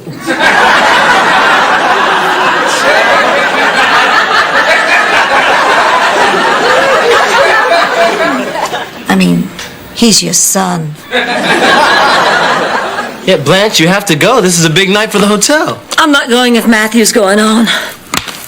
He used to be so responsible, and then last night he told me that he just wasn't happy anymore being a stockbroker. All I could think of was how hard his daddy worked giving him an education so he could have some security. Now he's just going to throw it all away? I think you're behaving ridiculously. You should talk. You're the one who went out with a guy who looks like Charlie. How would you like me to iron those wrinkles out of your face, you little snitch? Oh, I'd love that. Rose, you didn't. It was no big deal. I mean, he asked me out, and we danced a little, and he gave me a tiny kiss. And we laughed and cried, and I stood on my hands. Oh, God, I think I love him. Did you tell him about Charlie? Well? Oh, Rose. Rose, honey, you don't even know this man. You just think you do, and this isn't being fair to him. But you don't know what I'm going through. Oh, you don't think I miss my George? And that I miss my Sal? Yeah, you don't think that I've dated men just because they laughed like George or had his eyes? And that I don't see my Sal on the faces of 1,000 chimps at the monkey house? You know, I went out with a girl in high school for about 3 months, and every now and again I see someone who reminds me of... Come back in 40 years when you got a story to tell, will you?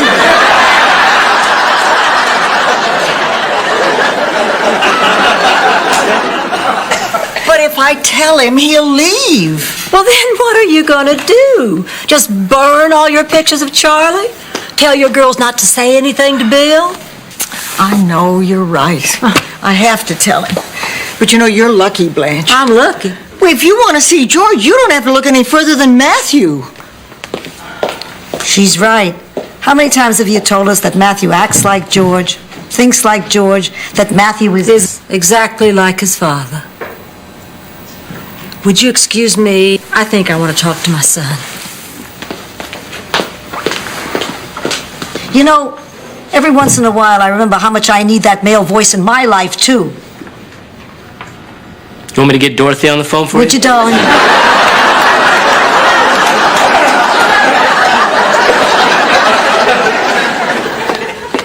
Matthew, may I speak to you a minute? Don't worry, I'm not going on tonight. Oh, okay. But did I ever tell you how I met your father? No. He was a barker at a carnival, putting himself through college. Dad was a carnival barker? I didn't know that. Oh, yeah. He used to sell these dice from Paris, France. They were just like regular dice until you held them up to the light. I do remember him doing that. Yeah. That's how you met Dad? Hell, I bought 6 pairs. Then after he became a lawyer, he used to do it at parties and charity events, and then I guess he just became too successful, and it wasn't dignified anymore for him to put on that straw hat and do his little pitch. But Lord, how that man loved to make a fool of himself. What are you saying? Oh, I'm saying, go out there and make a fool of yourself. It'd make your father proud of you. What about you? I'm proud of you, whatever you do.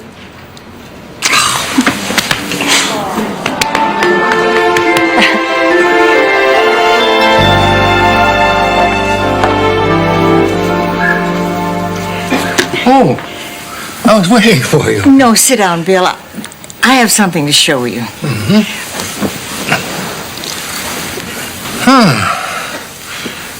There's a picture of you and me sitting on a cow. No, that's me with my late husband, Charlie. Wow. It certainly explains your instant attraction to me. Well, I wanted to tell you right away, but... But you wanted to extend the fantasy a little longer. Don't be angry. Oh, no, I'm not. But let's be honest.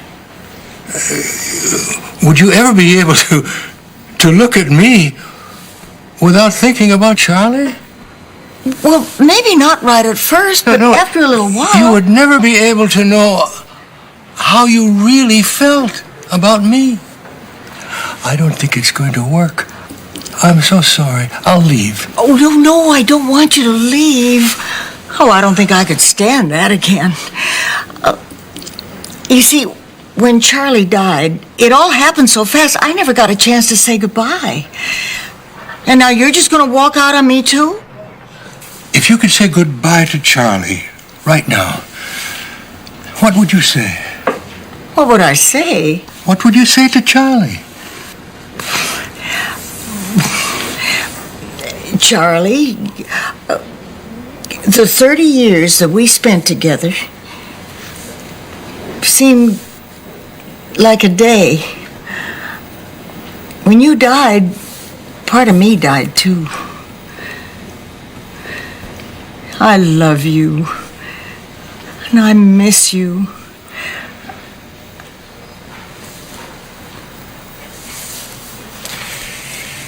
Goodbye, Rose. Thank you, Bill.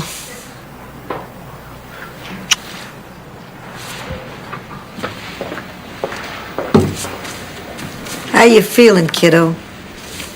Not so good. Hey, remember my friend, the comic I told you about? Well, he's here. That's nice. Why don't you come with me and meet him? I'm telling you, the guy's a hoot. Sophia, I really don't feel like hooting right now. Come on, it'll do you some good. Come on. Rose, I'd like you to meet this friend of mine. He used to be Williams of Brown and Williams, or Brown of Williams and Brown, or Brown of Brown and Brown, or maybe just Williams.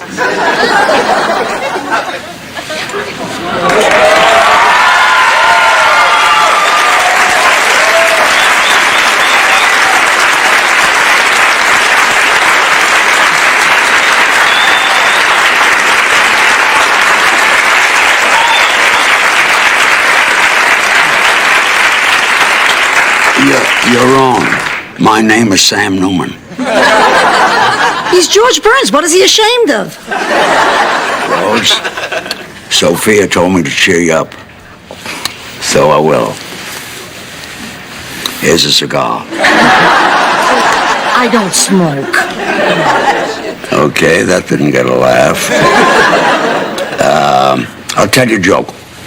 Have you heard this one? I don't think so. I haven't told it yet. Teacher said to a kid in school, "What does your father do?" He says, "My father's a doctor." Said to the other kid, "What does your father do?" He says, "My father's a lawyer." Said to the third kid, "What does your father do?" He says, "My father's dead." He says, "What did he do before he died?" He says, "He went, ooh."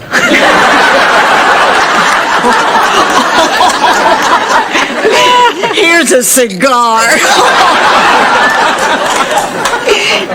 All right, Mr. Burns, whenever you're ready. Ready? I've been ready for 97 years. Let's take a walk. Okay.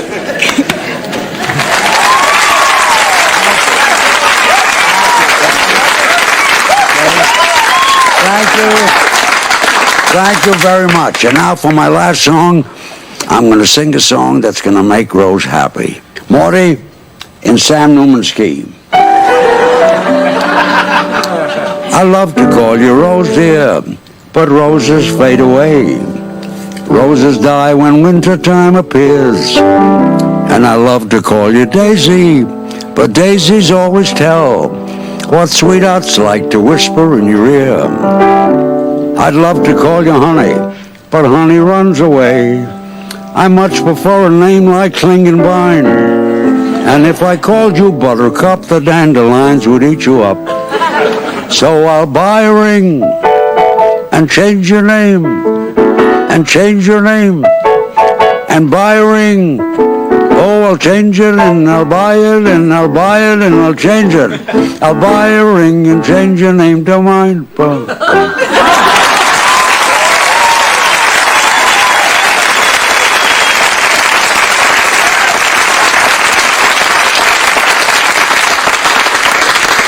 You like that, Rosie? Oh, I sure did, Sam. My name isn't Sam. It's Williams of Brown and Williams.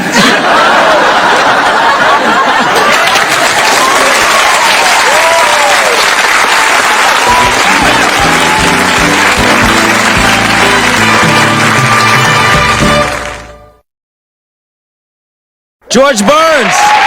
George Burns. All right. Mr. George Burns. And now, the comedy stylings of Mr. Corny Castillos. Get him, killer.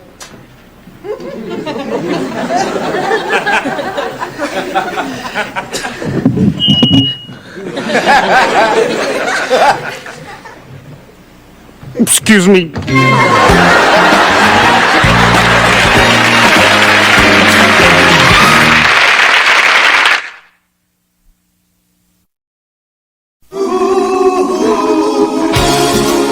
Thank you for being a friend.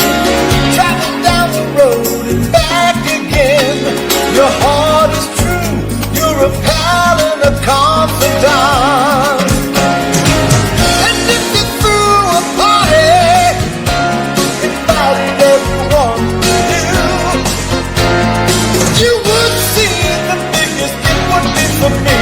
And the call and text would say, thank you for being a friend. Thank you for being a friend. Thank you for being a friend. Thank you for being a friend.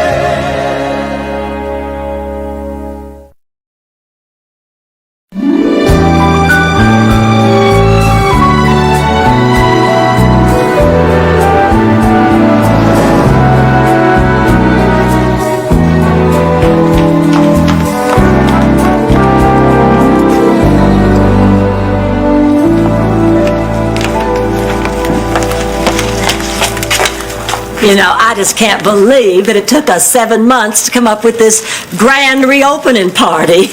Oh, it's going to be such a big weekend for us. Man, I'm gonna scrub that kitchen from top to bottom. It'll be so clean you'll be able to eat off the kitchen floor. No, I want to sit at a table. I want to sit at a table. Sorry, Shady Pines flashback. Hey, I'm not taking any chances. I even got rat poison for out by the dumpster. Very nice, very nice. It's good to see everybody just standing around. We got this news crew coming for this reopening. We got to pull together here, work as a team. Well, sign me up. What can I do to help? Lock yourself in your room till Monday. Oh, I get it. Everybody thinks that Dumb Rose is going to do something stupid and mess up our opening. Don't think I don't know what my nickname is around here, and it really hurts. Oh, look, Gilligan has feelings. Well, what would you say if I told you that I got Gerald Davenport, Florida's most acclaimed restaurant critic, to come here tomorrow night? What would you say to little Gilligan then? Well, I'd say good work, little buddy.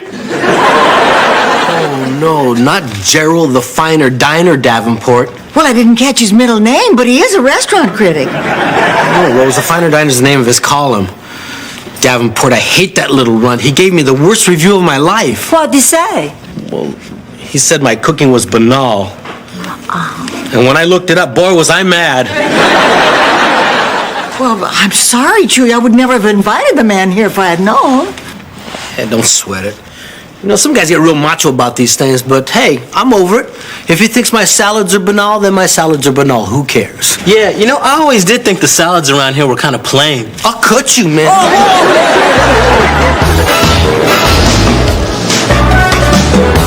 Well, sir, I am so sorry the airline lost your bag. We'll send it right up just as soon as they deliver it. Oh, thank you.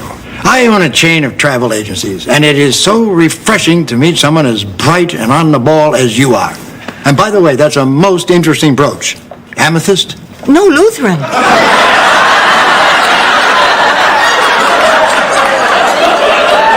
Of course, the pin has no religious significance. It's just a little duck. Oh, yes, well, it's right up those stairs. Thank you. Man, I'm really nervous about this food critic coming here. Oh, we all are, Chewy. Look at Sophia. She's a basket case.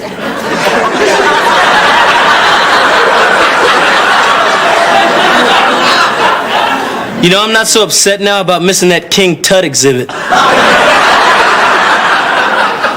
Chewy, that negative review was a long time ago. He's written thousands since, probably didn't even remember you.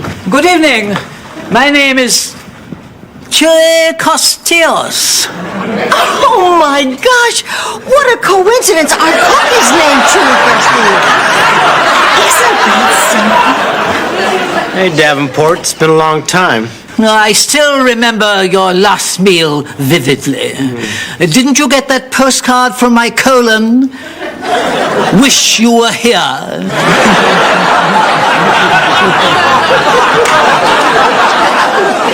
Well, I think you'll be very surprised by the meal I have prepared for you tonight. Does it involve food, or will I be making another run for the border?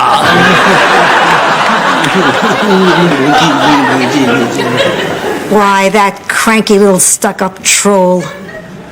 I think I'm in love. Look at him. Davenport just took 2 bites of my lobster Newburg and he hasn't touched it since. I made it especially for him. Just sitting there motionless like a zombie. I know. It's making me hot, too.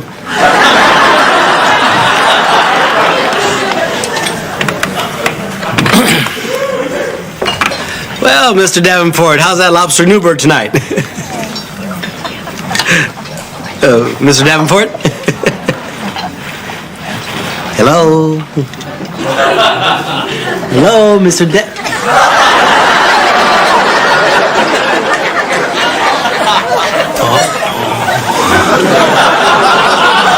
Oh, well, I guess that meal's pretty good then, huh?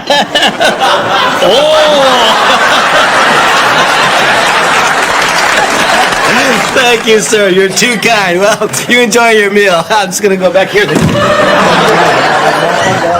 Chewy, what's wrong? It's Davenport. He's gone.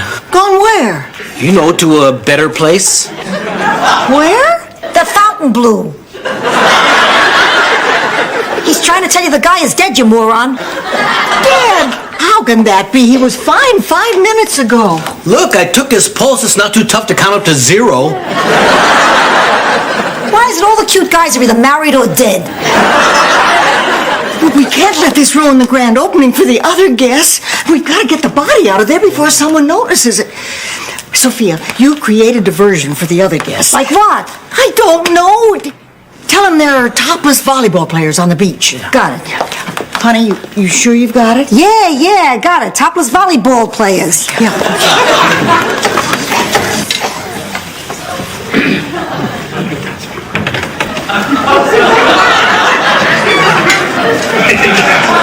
Hey, look! Out on the beach, a dead body. No.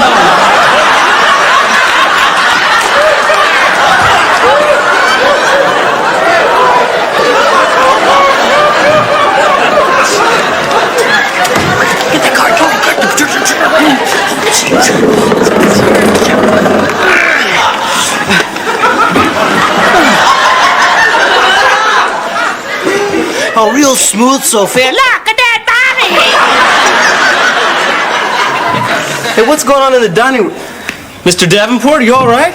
He's dead. Oh, my God! Oh, man! I didn't want to touch a dead guy. I don't want to touch the unliving. Get hold of yourself, Roland. Yeah, but it's a dead dude, and he's touching our stuff. A man has died here. Now, I think we should have a moment of silence to honor our fellow human being. Yeah. Don't you? Yeah.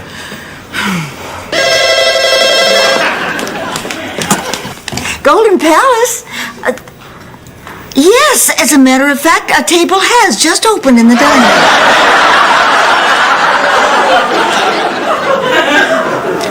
Well, at least I never call your food banal again. Hey, look, I want you to really know I had nothing to do with this.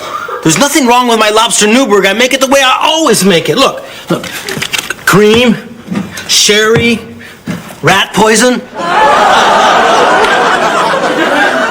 Oh, my God. It was a mistake. It looks just like cornstarch. Except where the Indian girl was, there's a rat in an electric chair. Oh, my God, I've killed a man. I killed Davenport. I must have subconsciously wanted him dead. No, Chewie, look, don't jump to conclusions, all right? Now, this is a very old man. Look, I know somebody at the coroner's office. I'm just going to run upstairs and call him. Maybe we can keep this thing quiet. And I better tell Blanche. Boy, it's sad. You work hard all your life, and for what? It's times like this that make you stop and ponder. Wow, nice Rolex. Here's another of our owners, Rose Nyland. Rose, this is the Channel 3 news team here to cover our reopening. Now, Rose here was single-handedly responsible for getting that highly acclaimed restaurant critic, Mr. Gerald Davenport, here to the hotel. Impressive. Oh, it was nothing really. Don't mention it. Please, don't mention it. She's just being modest.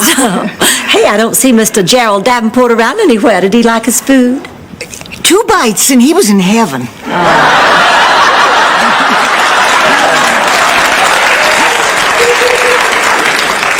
Well, if you'll follow me to the kitchen, I'll introduce you to our chef, Chewy Castillos. Give me 2 seconds to straighten up.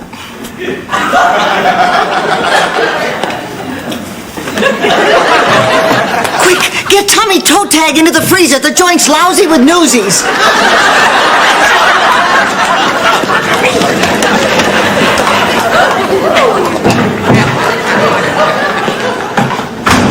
And this is our kitchen, where our chef, Chewy, prepares his culinary surprises. Oh! In the 7 months we've been here, there's been only one complaint. Well, as investigative reporters, I'm sure you wouldn't want to miss the tacky makeshift living quarters we have for our Latino employees in the back. Oh, yeah, you gotta see they got me living in squalor back here. And it'll be great on the 11 o'clock news. Dead? You mean he dropped dead just like that?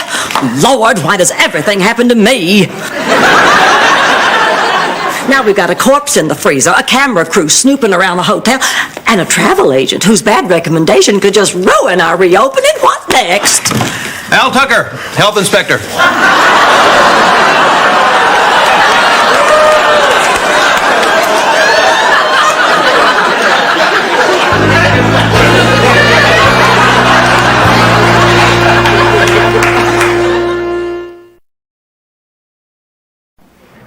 It's time for your quarterly inspection. You know, check the refrigerators, freezers.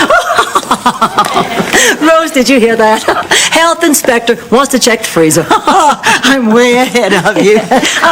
Can I get you something before we begin, Mr. Tucker? Coffee, tea? No, thanks. I just need to check your walk-in. Oh, well, I'm not at all surprised. If there's one thing men like to check, it's my walk-in. Not to mention my talk-in. And my love-in. I meant your walk-in freezer. Well, I know what you meant, but I can't let you do that. Well, you're gonna have to, or I'll be forced to write up a violation, close down the restaurant. Oh, now, Mr. Tucker, please don't put me in this position. And that's not something you'll hear Blanche say every day.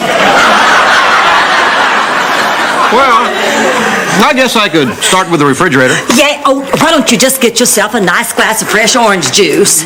You know, it's so nice how fresh juice tastes so sensual without being caloric. Yeah, like bananas. A healthy romp through the world of fruit without the hangover of candied snacks. Or how about a cheese ball? What are you talking about? Mister, I'm gonna level with you. I'm a lusty woman. A lusty, busty, zesty cowgirl that likes to ride all night.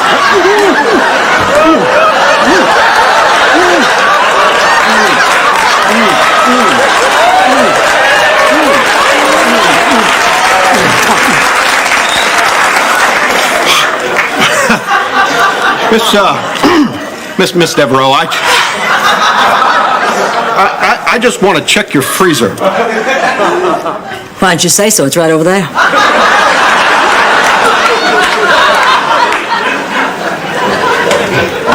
Oh, there you are. We couldn't find the workers' huts and your cook just took off somewhere. Is there something going on at this hotel? Well, I'm probably not supposed to tell you this, but Salman Rushdie is in 205. And he's with Joan Van Ark. Of Knots Landing? Oh, I see the airlines have dropped off my luggage. Roland, would you please take this up to my room? It'd be my pleasure, sir. Thank you. Don't have any cash on me right now. Tip you later. Don't worry about it. No problem at all. Why do I always have to carry the stiffs?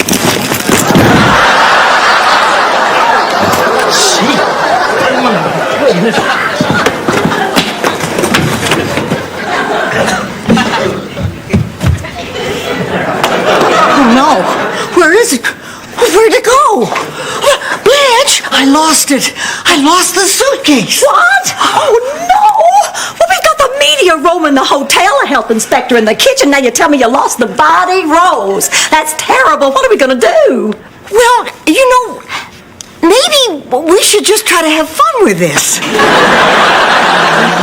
Get up, you What's taking the coroner so long? Hey, it's not a job where you have to rush. Mr. Davenport, I don't know where you are right now, but I want you to know that if I did kill you, it was an accident, and I'm very, very sorry.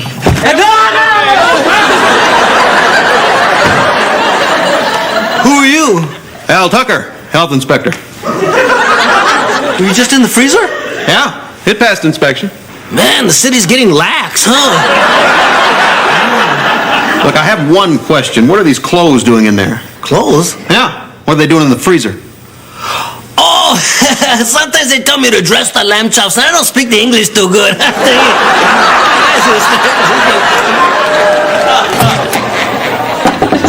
Mr. Mitchelson? Oh, look, I can't do this. Hey, we gotta get that suitcase back. Listen, ever since I was a kid, I've had this thing about death, okay? I can't take it. People, animals, insects.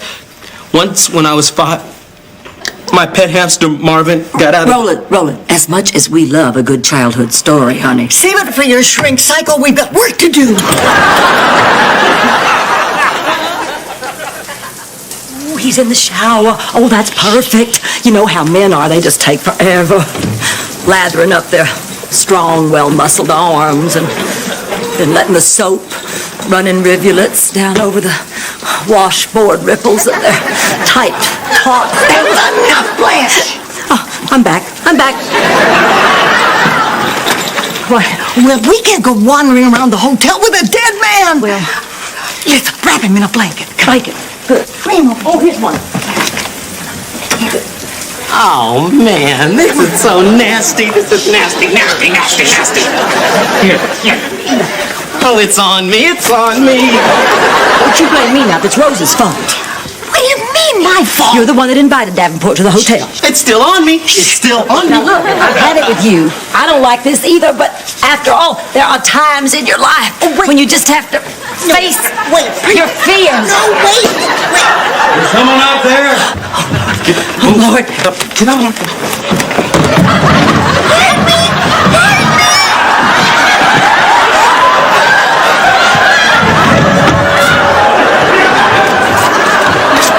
What's going on out here?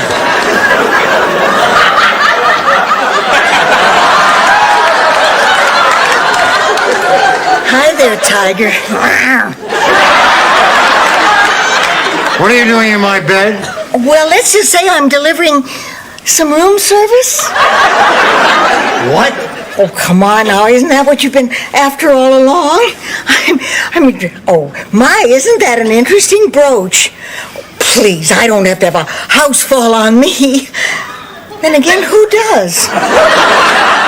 There's that wonderful sense of humor.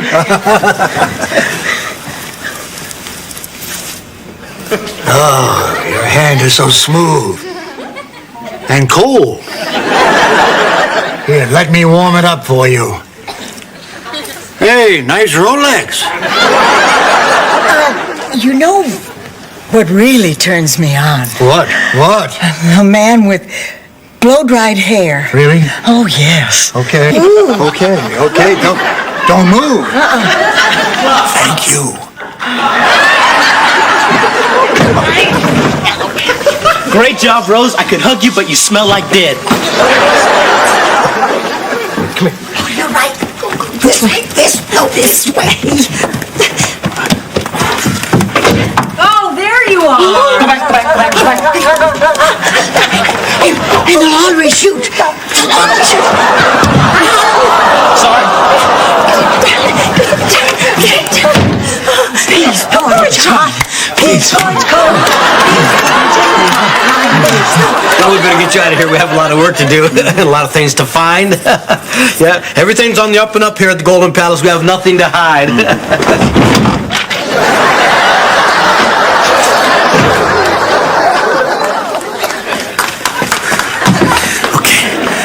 We're gonna need a diversion for the guests. Don't worry, this time I got it. Topless volleyball players out on the beach. Hey, everyone, look. Dead volleyball player in the blanket.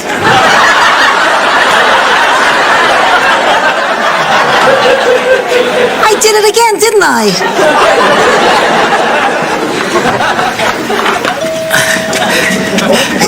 Blanche! Not now. Hold it. What? I gotta rest. Okay. Wait a minute. I was a lot younger when I used to do this back in Sicily. Gotten up and walked away. Hardly. Oh, there you are. Rose! What happened to you? I not only blow-dried my hair, I put in mousse. Why'd you take my blanket? No! Oh, my God! What's going on here? I don't know, and I'm as shocked as you are. What? Listen, I think it's time we told the truth. Rose, what are you doing? No, Blanche, we can't live this lie any longer. Rose. This man here is drunk. Yeah, he's drunk. He's drunk. Pie-eyed, soused, wasted. Practically embalmed. You were doing better without me, weren't you? Now, you all know this man as noted restaurant critic Gerald Davenport, but to local bartenders, he's pure profit. Oh, I'll say. Yeah, and when he's drunk, he thinks everything tastes banal. Well, this is horrible. Well, not entirely, because it gives us here at the Golden Palace a chance to implement our new designated driver program. From now on, any of our restaurant patrons who's had too much will be safely escorted home. That's right. Excuse me, Mr. Davenport, sir. Do you think you could drive yourself home tonight? That's a See, that's the first step, admitting you need help. Oh, That's so true. That's so true. That's so true. What's that? You want me to keep your Rolex for safekeeping? Get out of here.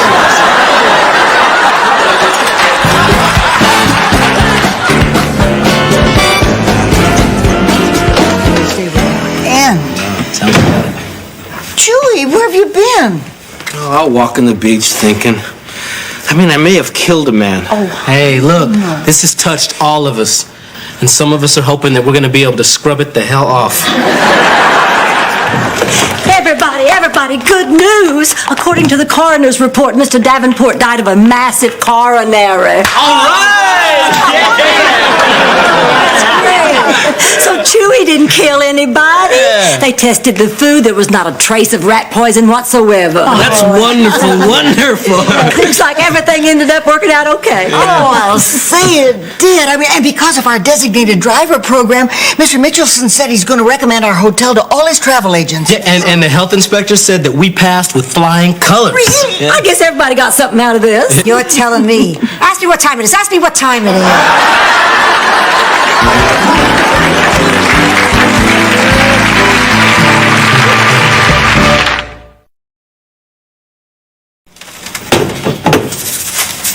Well, this all worked out pretty good. Yeah, I'd say all in all, it turned out to be a pretty good day. All right, Sophia, that's enough.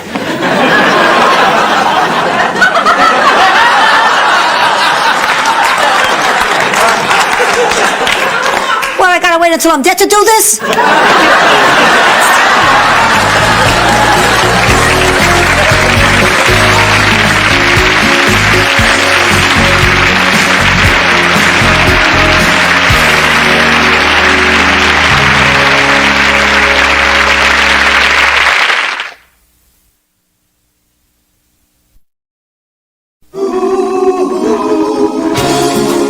Thank you for being a friend.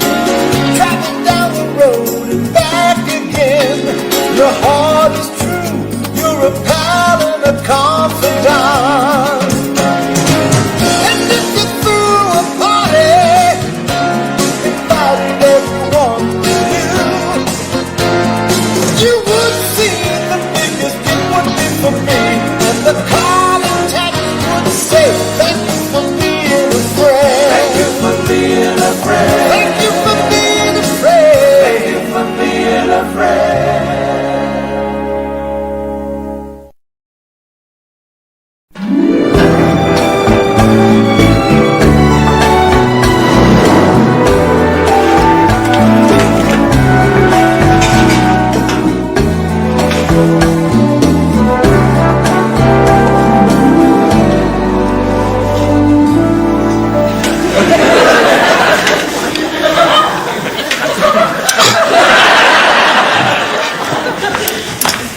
Oh, Sophia, honey, I'm afraid I have some bad news. Gladys Goldfine called. She broke her hip, so she wants you to take her tickets to The Price is Right.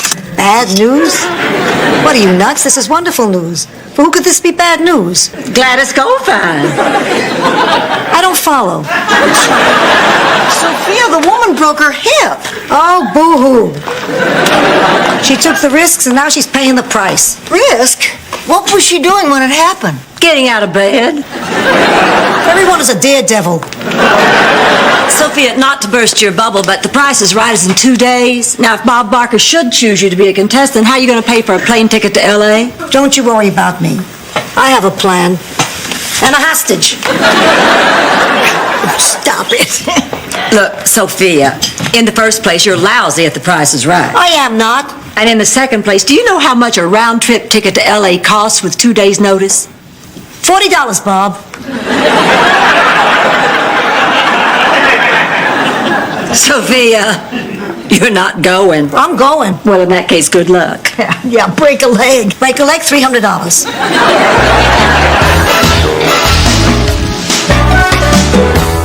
Hey, Ron. Oh, your mom's looking for you, man.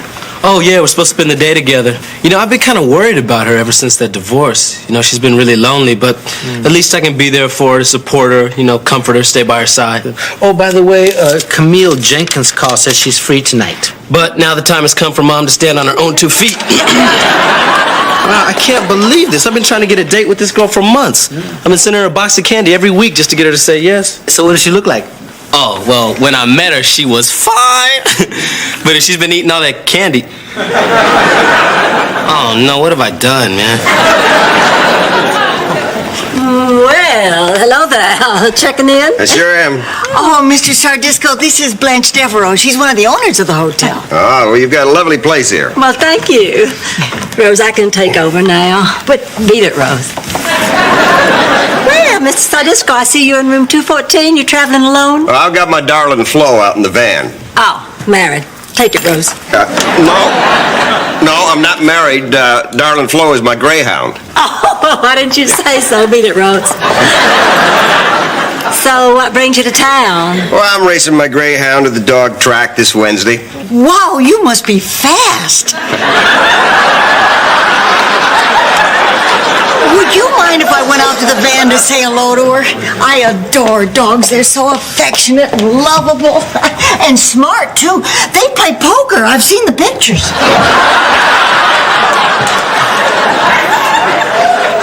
Well, I haven't been to the greyhound races in a while, but if your dog is half as good looking as you are, maybe I'll just take myself out to that track on Wednesday and face a little wager.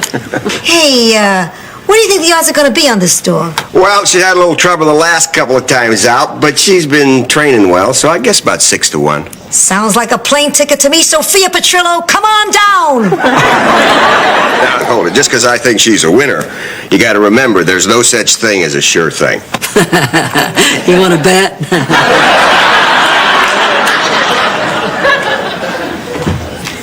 Has anybody seen Roland?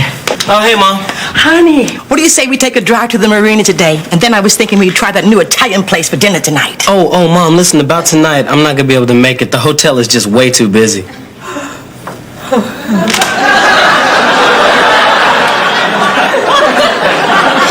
I understand, baby. You got work to do. Yeah. I'll just stay in my room and catch up on my reading. I don't work too hard around here tonight. I'll try not to, Mom. Oh, Roland, Yeah. have fun with Camille.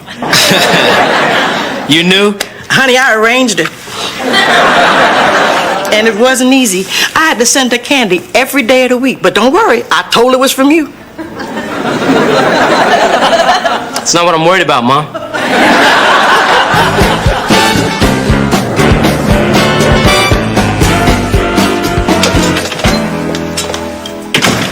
Hi, Sophia. Now look what you did. You made me lose track. Oh, well, I'll either be up all night or I'll see you on Thursday. I've been out keeping darling Flo company. Will you stop bothering that dog? She has to psych herself up for the race tomorrow. I'm counting on her to win me enough money so I can get me a handful of Bob Barker. Oh, Roland, are you back from your date already?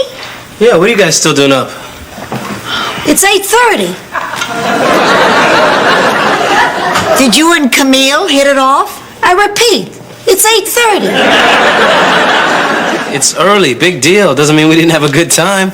Look, I'm gonna go on upstairs. Rose, thanks a lot for keeping an eye on my mom for me tonight. Oh, don't thank me. No, I really appreciate it. No, I mean, I didn't have to keep an eye on her. She went out to lunch with Chewy, and we haven't seen her since. Wait a minute. Chewy and my mom spent the whole day together? But it's late. Still 8:30. Thank you, Sophia. No, you didn't. I swear to God. Well, look who's back. Mom and Chewy. Chewy and Mom. That's so weird, isn't it? It's like two words that don't even belong together. You know? So where you two been? Oh, listen to me like it's any of my business. So where you two been? Well, Chewy was kind enough to take me down to the mall this afternoon, and then we had lunch, and then we talked, and then we took a drive and talked some more. Yeah, I guess we just lost track of time, man. Besides, it's not that late. What are you doing home from your date with Camille? It's not that early either, man. I mean, it's already 8:30.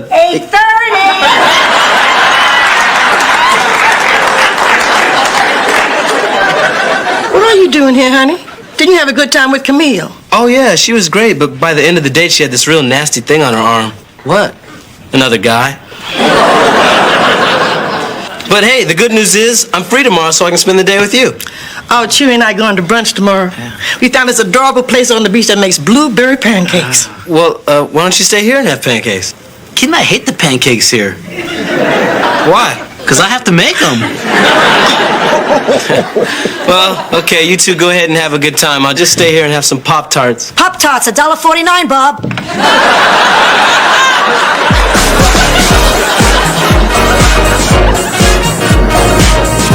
Oh, Roland, I was looking for your mother. I wanted to invite her to go to the dog track with us today. Mom's not here right now. She and Chewy went to brunch. Oh, well, that's nice. What's that supposed to mean? It's not like they're dating. They just went out to brunch together, that's all. I mean, can't two people go eat a lousy pancake without you thinking that they're dating? Because they're not dating. They're not. Why didn't you tell me Chewy and Roland's mother were dating? Oh, here's my baby. Oh, and here's my baby. Charlie, thank you for a wonderful evening. No, I want to thank you. You know, you go around from town to town with a dog, you forget how to talk to people. Oh. And I just wanted to say, you know, you're a good girl. You're a good girl.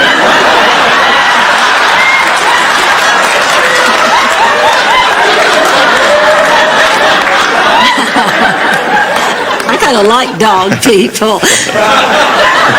How old did you say I was again? 7? Yes. Well, today's a big day. Now, honey, you just remember, it doesn't matter whether you win or lose. We'll all love you just the same. Right, everybody? Look, Rover. You lose this race, you won't be the only one around here eating Alpo. Alpo, 79 cents a can, Bob. Better be getting over to the track. Can I give you ladies a lift? Well, that'd be wonderful. Sophia and I'll just get our purses. I'll go to the van, get the muzzle. Oh, that won't be necessary. We just give her one beer at the track. Oh, you're talking about your dog. Now, I know you'll do your best, but if by any chance you should lose, remember there's always next time. And I'm afraid if she loses, there won't be a next time for this little girl. What do you mean? Well, you only get so many chances when you're a racing dog. If she doesn't come into the money today, I'll have to put her down. Well, I don't think insulting her is going to help. You know, Mrs. Nyland, by putting a dog down, I mean putting her to sleep. What? But she's still so young and healthy. Well, that doesn't have anything to do with it. I mean, a greyhound loses 3 or 4 races, we don't really have a choice. Because you see, it's their winnings that pay for the kennel costs and the trainers and everything. Well, that still doesn't make it right. And I want nothing to do with it.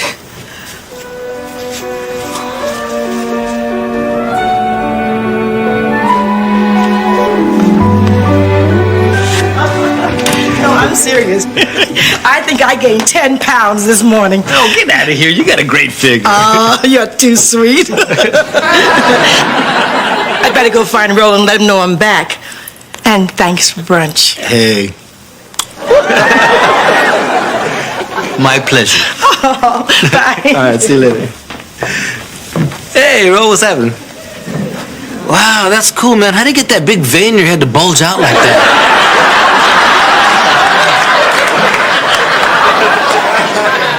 Lips. You kiss my mom on the lips? Hey, well, they don't call me Chewy the Lippos. Hey, man, it was just an innocent little peck. Chewy, my mom is going through a messy divorce right now, okay? She's very vulnerable. The last thing she needs is you giving her little innocent pecks. Hey, well, I got news for you, pal. I mean, your mother could do a lot worse than to hang out with one of the top chefs in Miami. Well, I wouldn't mind that, man. I just don't want her dating you. Is this a racial thing? No, it's a Chewy thing, man. All right, that's it, man. I don't have to take this. Look, just stay away from her, all right? Yeah, I got a better idea. Why not just stay away from you? But I tell you what, if your mom and I ever do get married, you can kiss that father-son picnic goodbye.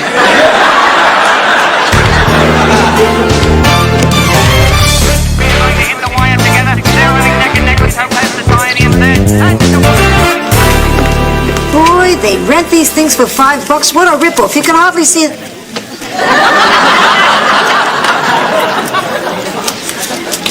I'm just a walking joke to you, aren't I?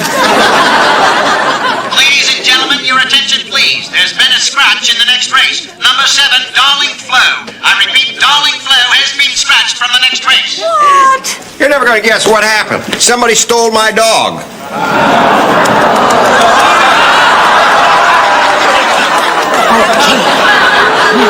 Sit, Spot. Sit. Now, from now on, you're a Dalmatian fire dog. Would you like a dog, Yummy? Here we go.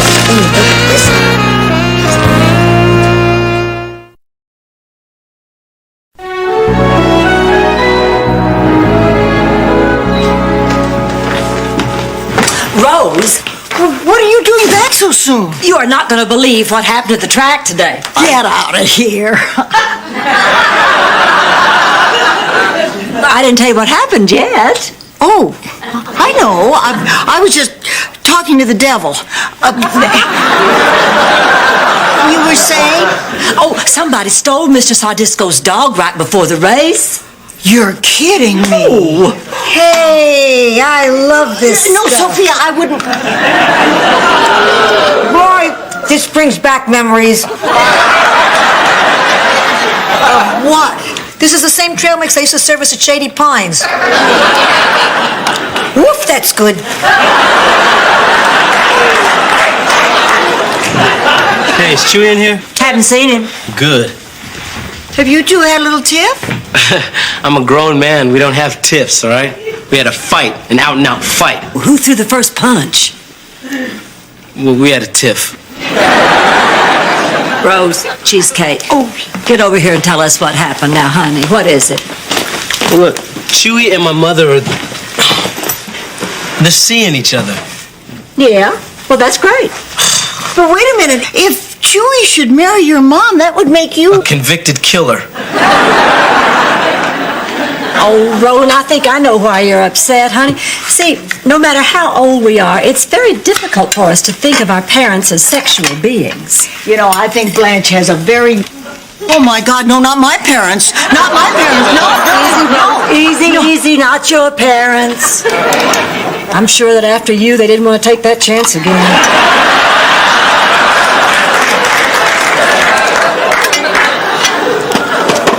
Well, you know, I'm just worried about my mom. I mean, she's an old woman. She's practically 50. I just said something really awful, haven't I? Look, Roland, your mother's life didn't end just because her marriage did. You ought to be glad she's out there living instead of just sitting watching it pass by. Yeah, but why Chewy? Well, so she's seeing Chewy. If he makes her happy, that's all that counts. I guess. Look, I gotta go take a walk. I got a lot to think about. Look, Roland, I know what you're going through, but just remember, things could be worse. I mean, your mother could start dating Chewy.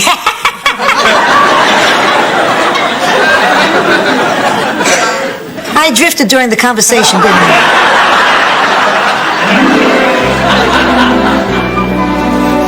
Come on, let me have a look. Hold your horses. I can't believe they put a picture of a naked man in a cereal box. You can see everything. Come on, old woman, give me my turn. Here you go. Oh. Well, that isn't a picture of a naked man. That's that old stupid pelican from the Fruity Puff cereal. Sure, in my good eye, but in this eye, wowie, wow, wow, wow. Blanche? Hey, did you find out who stole your dog? Yeah, I sure did. She's sitting right here. I have no idea what you're talking about. Oh, cut the dumb act. Believe me, it's no act. Look, now, don't deny it. You knew what had happened to that dog if it lost. And one of the trainers said they saw a blonde sneaking around the training room. Believe me, she's no blonde. Charlie, now look here. If Rose says she didn't take your dog, then she didn't take your dog, and I would bet my reputation on it. Oh, well, no big loss. Oh, look! It's Spot, the dieting fire dog. I'm so sorry about this. I had no idea. But you're not going to press charges, are you? No, I just want my dog back. Now, I know Miss Nyland thought she was doing what was best, but she just doesn't understand our sport. Oh, I understand your sport all too well. I made some calls, and frankly, I think your sport stinks. Rose! They kill these greyhounds, Blanche. According to the Humane Society, they kill 50,000 of them a year. What? Well, if this dog loses 2 or 3 races, they consider it useless, and they kill it. Now, wait a minute. Look, my friends and I, we take care of our dogs. They eat good, they get plenty of exercise, they lead a good life. Compared to what? And for how long? I just don't understand how people can keep letting this go on. I mean, something outlives its usefulness and you destroy it? Well, Sophia can't work as hard as she used to. And it costs money to feed and clothe her. Maybe it'd just be easier if we put her to sleep. Tell him, Rose. She is just trying to prove a point, isn't she? Well, I can see you're one of those people, so there's no sense in trying to get through to you. If by one of those people you mean somebody who thinks killing 50,000 dogs a year is horrible, well, yes, then I guess I am. Look, I've got Darlin' Flo entered in the second race tomorrow. Blanche, you want me to stop by? No, thank you. I'm one of those people, too. Mrs. Petrello, what about you? I think she's got a good chance. Never. I don't want to be on The Price is Right that badly. Suit yourself. No, wait, Flo. Blanche. I know, but honey, it's his dog.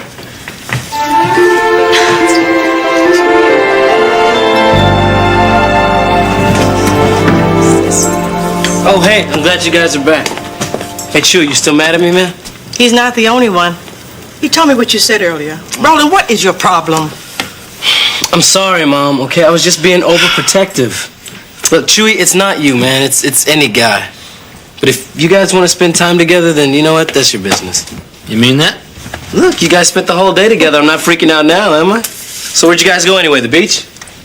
Can I tell him? Yeah, sure. We went to the Mecca Hotel.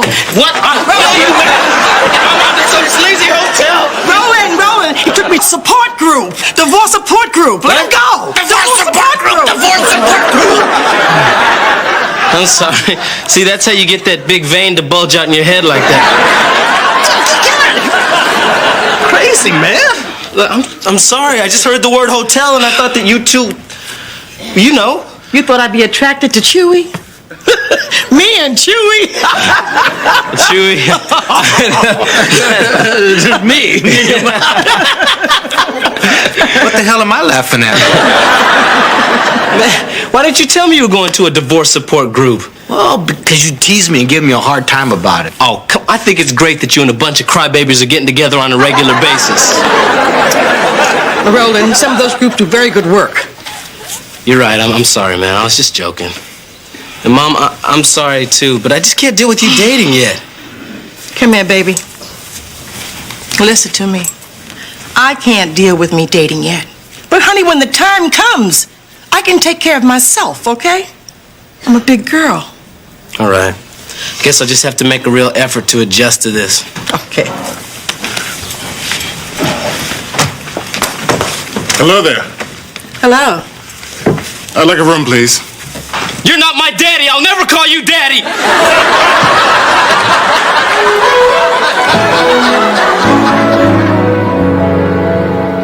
I can't watch this. I just can't watch. Oh, come on. So you didn't get to go. What's the difference? Rod, tell us who our next contestant is on The Price is Right. All right, Bob, Sophia Petrello, come on down! That's the difference.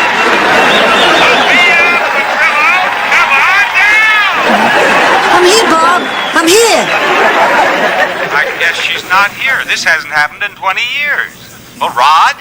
Mildred Williamson, come on! Oh, forget it. Well, honey, the prizes aren't any good anyway. Next item up for bids is a giant screen TV. Oh, this is not my day. I could have won a $3,250 TV set. Actual retail price, $3,250.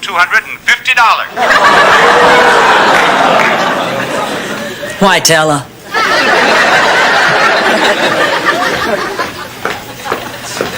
How did Darling Flo do? Ran a good race. How did she do? Came in 5th. So, where is she now? Out in the van. Mr. Sardisco, I'd like to take her. What? You're gonna have a dog running around the hotel? Oh, I only wish I could, but there's no room here for her to run or play. No, so what are you gonna do with her? Well, I called around, and there's this National Greyhound Adoption Program. They help you find homes for retired greyhounds. So I'll just keep her till I find someone. If it were only that easy. Don't you see there just aren't enough homes to go around? That's why we have to put so many of them to sleep. Well, that's no solution. I mean, if you can't find homes for them, then maybe you people shouldn't breed so many puppies in the first place. And you should let other people know what wonderful pets these dogs make, so we could find more homes. Do you understand? You take the dog. Okay. Oh, and one more thing. See what you can do about those rental binoculars at the track. Honestly, $5 and all they do is make everything look smaller.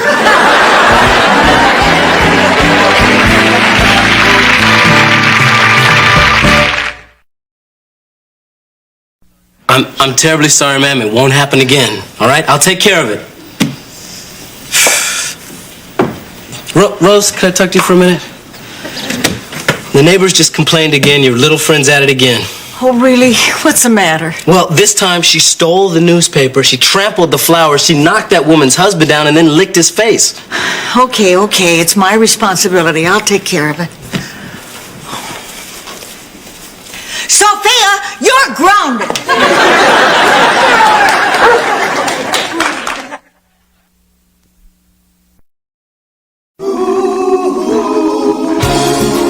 Thank you for being a friend. Travel down the road and back again. Your heart is true. You're a pal and a confidant. And if you threw a party, invited everyone you knew, you would see the biggest gift would be for me. And the call and text would say, thank you for being a friend. Thank you for being a friend. Thank you for being a friend. Thank you for being a friend.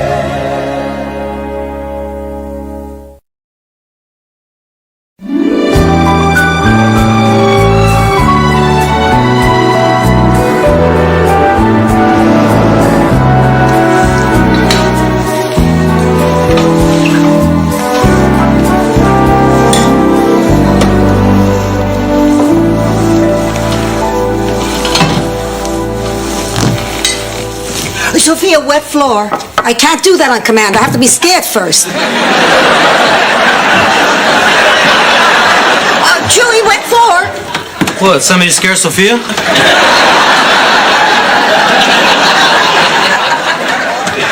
Well, don't you look nice? It's taken 2 years, but as of today, I will have lost 140 pounds of ugly fat. You used to be heavy? No, married. Yeah, today's the day that Chewy signs his final divorce papers. Oh, I bet you have mixed feelings about that. Are you kidding? I'm thrilled it's over. 8 years. 8 long, miserable years. You know what it's like to live with a foul-mouthed, vicious shrew for 8 years? Move it or lose it, you Danish dog. I guess you do. Girls, Dorothy just called from the airport. She's on her way. Can you believe it? Our little family's going to be together again. Isn't it wonderful? Oh, I can't wait for her to see the hotel. Oh, Sophia, you must be so excited. Absolutely. I haven't seen my baby in 4 months. I'm living for the moment when I can see her and kiss her and hold her in my arms. I can hardly think of anything else. She's not staying in my room, is she? Sophia, the hotel's booked solid for the next 2 days. Honey, I'd let her bunk with me, but I have a big date tonight, and you know how Dorothy suffers from motion sickness. Oh, look, I'm as thrilled as anyone that Dorothy's coming, but please don't make me share a bed with her again. You remember what happened the last time? You mean when she mistook you for her pillow? Do you know what it's like being fluffed by Dorothy at 3 in the morning? You know what's worse? When she flips you open so she can sleep against the cold side. Well, I just can't wait for her to get here. She's going to be so proud when she sees what we've done with this hotel. You know, Roland, she didn't think we'd be able to pull this off. She thought we were too old and inexperienced to run a hotel this big. You know, this is just a stab in the dark, but was Dorothy the smart one in your group?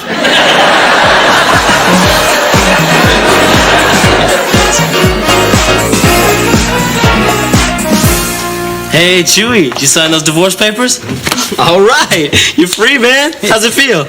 I don't know. You know, when I left the courthouse, I was feeling great, man. I was whistling. I threw my hat up in the air just like Mary Tyler Moore. I even started running down the street like that girl. I started belly dancing like I Dream of Jeannie. And then it hit me. You need some male role models?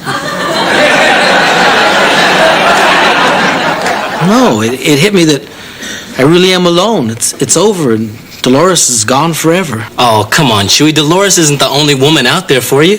How do you know? Maybe she is. Man, maybe nobody will ever be interested in me. Man, what you need is a date. Now, look, this is what I want you to do.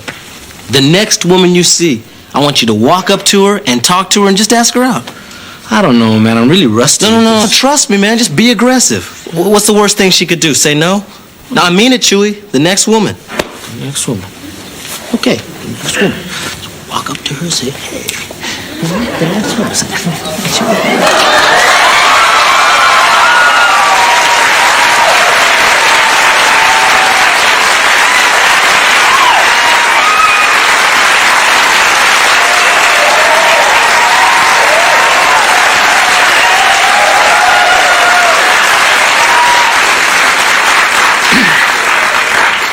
Mamacita! Do you move as good as you look?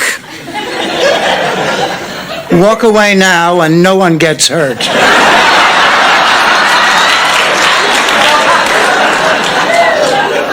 You must be Dorothy. I've heard a lot about you. I'm Chewy. Oh, hello. Nice to meet you. Nice to meet you, too. Welcome to the hotel. Yes, ma'am. May I help you? I certainly hope so. I'm looking for the people excuse who me. run this. I was just counting this fare. I think you forgot to add a tip. A tip? A tip. Let's review your performance, shall we? Let's say you backed over my luggage, took the causeway during rush hour, stopped the car twice to sell fruit out of your trunk. A tip? Walk away now and no one gets hurt. You must be Dorothy. So nice to meet you. I'm Roland Wilson. Oh, how do you do? How Boy, do you do? you are nothing at all like I pictured you. Well, what do you mean? Well, it's just that from everything that Blanche and Sophia and Rose told me about you, I'd expected you to be, taller. Well, how much taller? About 5 feet taller, actually. and stronger, and meaner. Why don't I just come back when they're all sleeping? Dorothy! Oh, I can't believe you're really here. Oh, look at you. You never look more beautiful. God, I missed you guys. Oh, we've been looking forward to this for so long. It's going to be the best 3 days ever. Yes, the Three Musketeers together again. Oh. The Four Musketeers. Oh, Sophia, look, Dorothy's here. Ma. Pussycat. Ma, I'm over here. Get the hell away from me. Pussycat! Oh, isn't this wonderful? We're all back together again. Group hug, everybody.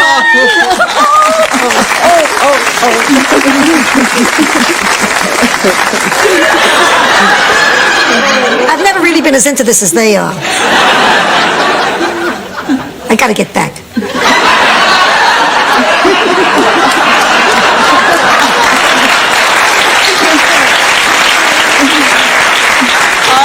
It is so wonderful to see you all again, and the place is beautiful. I can't wait to see my room. Oh, Dorothy, we're just booked solid. I hope you don't mind doubling up with one of us. Well, of course not. I'll sleep with Rose.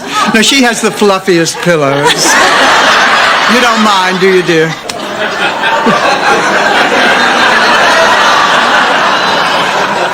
Oh, that's fine. Well, great. Well, let's show you the rest of the hotel. Oh, another group hug! Oh, wait a minute.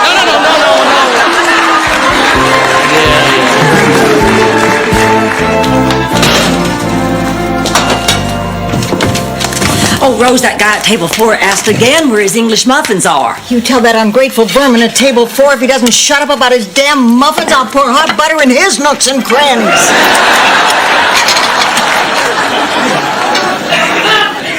Dorothy fluffed you again last night, didn't she?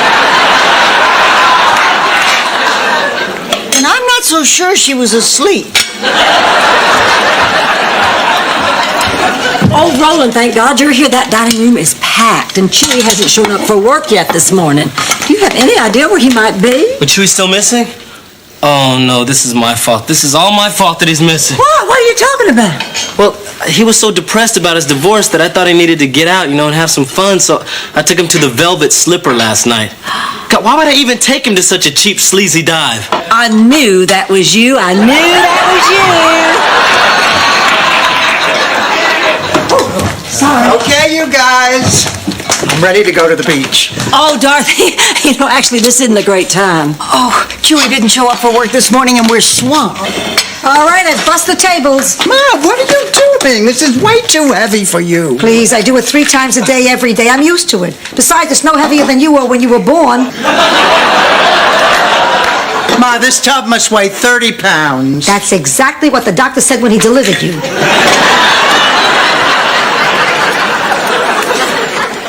Oh, Dorothy, this is not what we had planned for this weekend, but would you mind if we asked you to give us a hand today? Well, honey, of course not. As a matter of fact, I have had a little experience with this. Really? Sure. When I was a little girl, I used to love to pretend I was a waitress, you know. Ma would play along with me, pretend to be my customer. I'd serve her dinner, and she'd complain about the service and threaten not to tip. We sure had fun. But after a while, she had me playing waitress all the time. You know, when she had a dinner party, when her bridge club came over. I mean, I enjoyed it because I thought it was a game. I mean, what reason did a 5-year-old have for not trusting her own mother? Here we go again. You used me. It was our quality time. Quality time? You referred to me as the help. It was a nickname. On Thursdays, you lent me out to the neighbors. So you learned a trade. Ingratitude, that's all I've gotten from any of my employees. Kids, my kids. All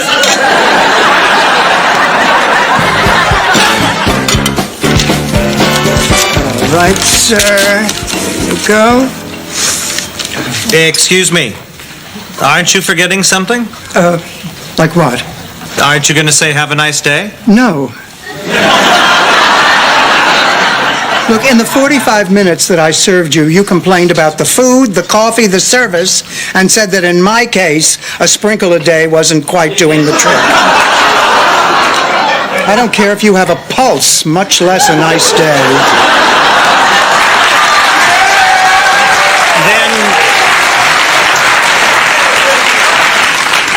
Then you owe me some pie.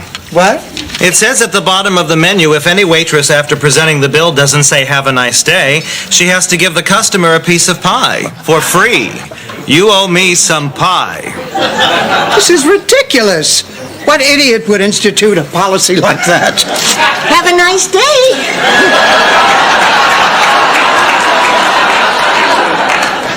How about this? You tell me to have a nice day now, and I'll skip the piece of pie. Have a nice day. I can't hear you. Have a nice day. Now say it like you mean it. I'll go get your pie. Rose, do we have anything that gets out stains? No, I don't think we do. Why do you ask? Hey, this is my best suit! I spilled something.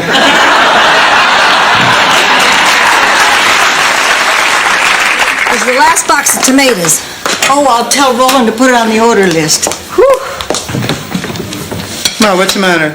What's wrong? Nothing, I'm just catching my breath. Well, look, I've seen what's been going on around here. Rose and Blanche are working you too hard. Look at you, you're white as a sheet. That's because I'm in between heartbeats. Come back in 15 minutes, I'll look like the last of the Mohicans.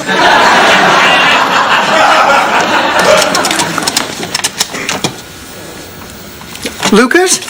It's me. Oh, honey, I miss you too. No, Ma's okay. Actually, she's not, honey. That's what I'm calling you about. Yeah, remember what we talked about, before I left? Well, after seeing what's going on around here, I think the best thing for Ma is if she comes home to live with us.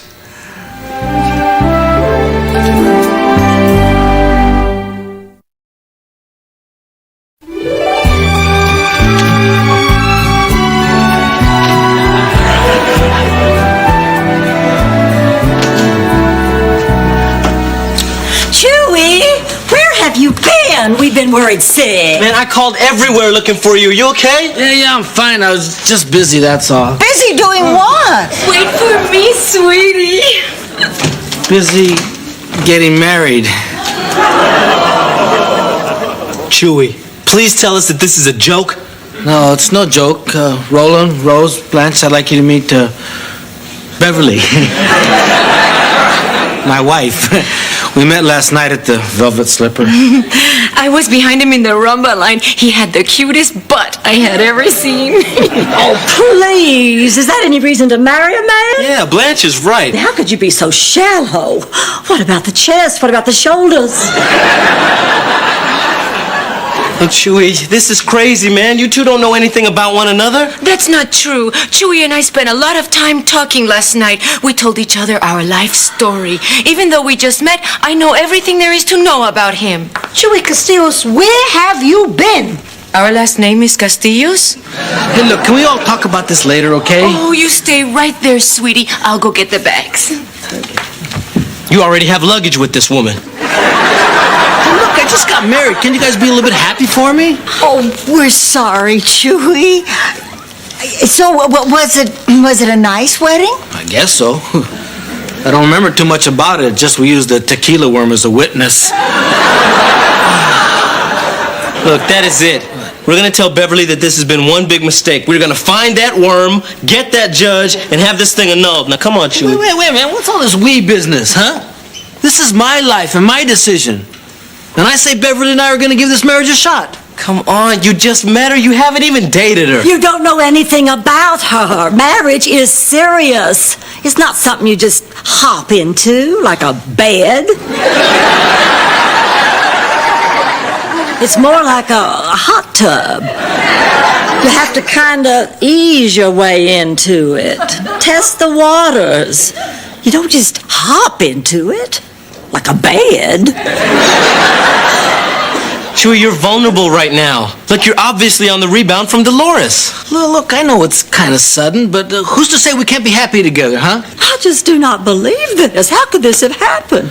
Okay, I admit it. I got a little drunk. Drunk? You had one margarita. God, I'd hate to see what happened if you had two. Oh, Chewy, I'm crazy about the new car you bought me. That's what happens.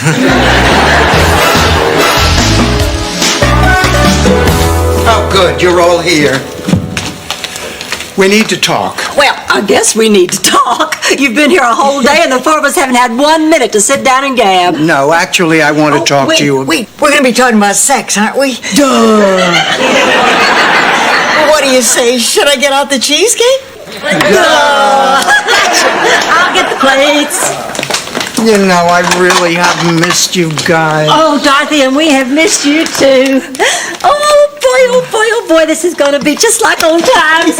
Okay, now, Dorothy, I want you to tell us everything about the honeymoon. Don't you leave out a thing. Well, we got to the airport late, but Lucas managed to find a sky cat. Yeah, who cares? How was the sex? Look, I know it's been a while, but didn't we used to let these stories build a little before We were younger. We had more time. How was the sex? Well, I probably shouldn't be telling you this, but Lucas and I did a little experimenting. With what? Sulfur dioxide, Rose. With sex. We experimented with sex. And?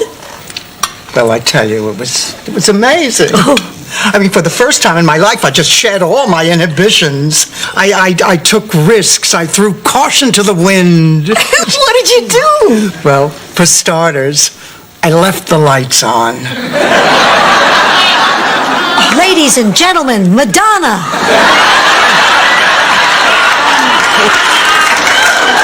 Oh, when Charlie wanted to spice up our sex life, we went out to the barn. We'd sneak into the stall right next to the cows and just go crazy on each other. Rose, how could you do it with all those cows watching you? How could you not?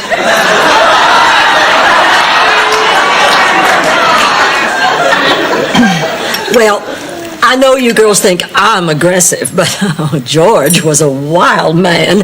He was so impetuous. I remember one night after dinner, he took me right there on the dining room table. Oh, were you surprised? Well, when you've been lying naked on a lazy Susan, you kind of expect a little action.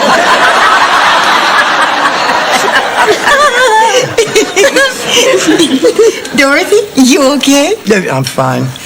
Now, I tell you, there's something that I really have to talk to you guys about, and it's just a little difficult for me. Well, for goodness sakes, you never had any problem talking to us before. What's wrong?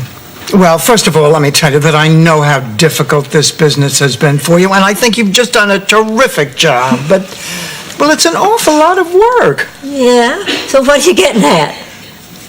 Well, I think that Ma is much too old to be working this hard, and I want her to come back to Atlanta with me. What? Well, but we need Sophia. We depend on her. I think you depend on her too much. But she enjoys the work, and we make sure she doesn't overdo it. Can I say something here? Look, I know that you've done your best, but, Rose, if you really care about Ma, you won't fight me on this. Oh, right, and you care so much that this is the first time you've been to visit in 4 months. Can I say something Look, here? after the wedding, Lucas and I needed some time together, and I thought about Ma every day. Well, I think about Nick Nolte every day. That doesn't give me the right to kidnap him, does it? Does it? Look, I think I know what's best for Ma. Well, we think you don't. Can I say something here? Boy, it just went out of my head. Ma! Wait, I remember. If anyone is going to decide where I'm going to live, it's going to be me. Got that? Okay. Where do you want to live? More importantly, whom do you want to live with? Remember, Ma, one of us is your flesh and blood. Yeah, but also remember that 2 of us didn't put you in a home. Ball's in your court, pussycat. Look, Ma, just make a decision. And if I can't? Then we'll make it for you. Huh? I need some time. I'm going to my room. I can't believe I'm being forced to choose between the 3 of you.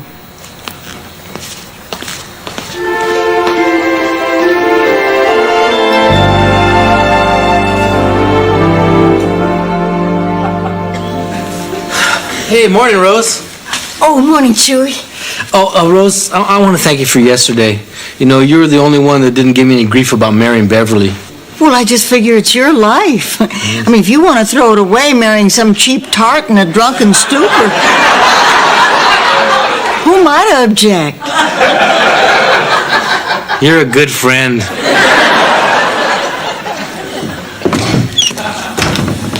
Has she come down yet? Who? Amelia Earhart, Rose.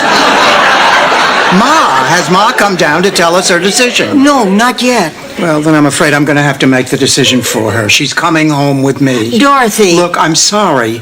I only want what's best for Ma. We all want what's best for her. All right, Dorothy, I hope you're satisfied. Look, don't start again. I've made my decision about Ma. Oh, really? Well, I just went up to her room and her suitcase is gone and this is on her dresser. Well, what does it say? I can't choose between my own daughter and 2 women I think of as daughters. I'm sorry. I just can't. Well, I don't understand. What does this mean? It means Sophia has run away.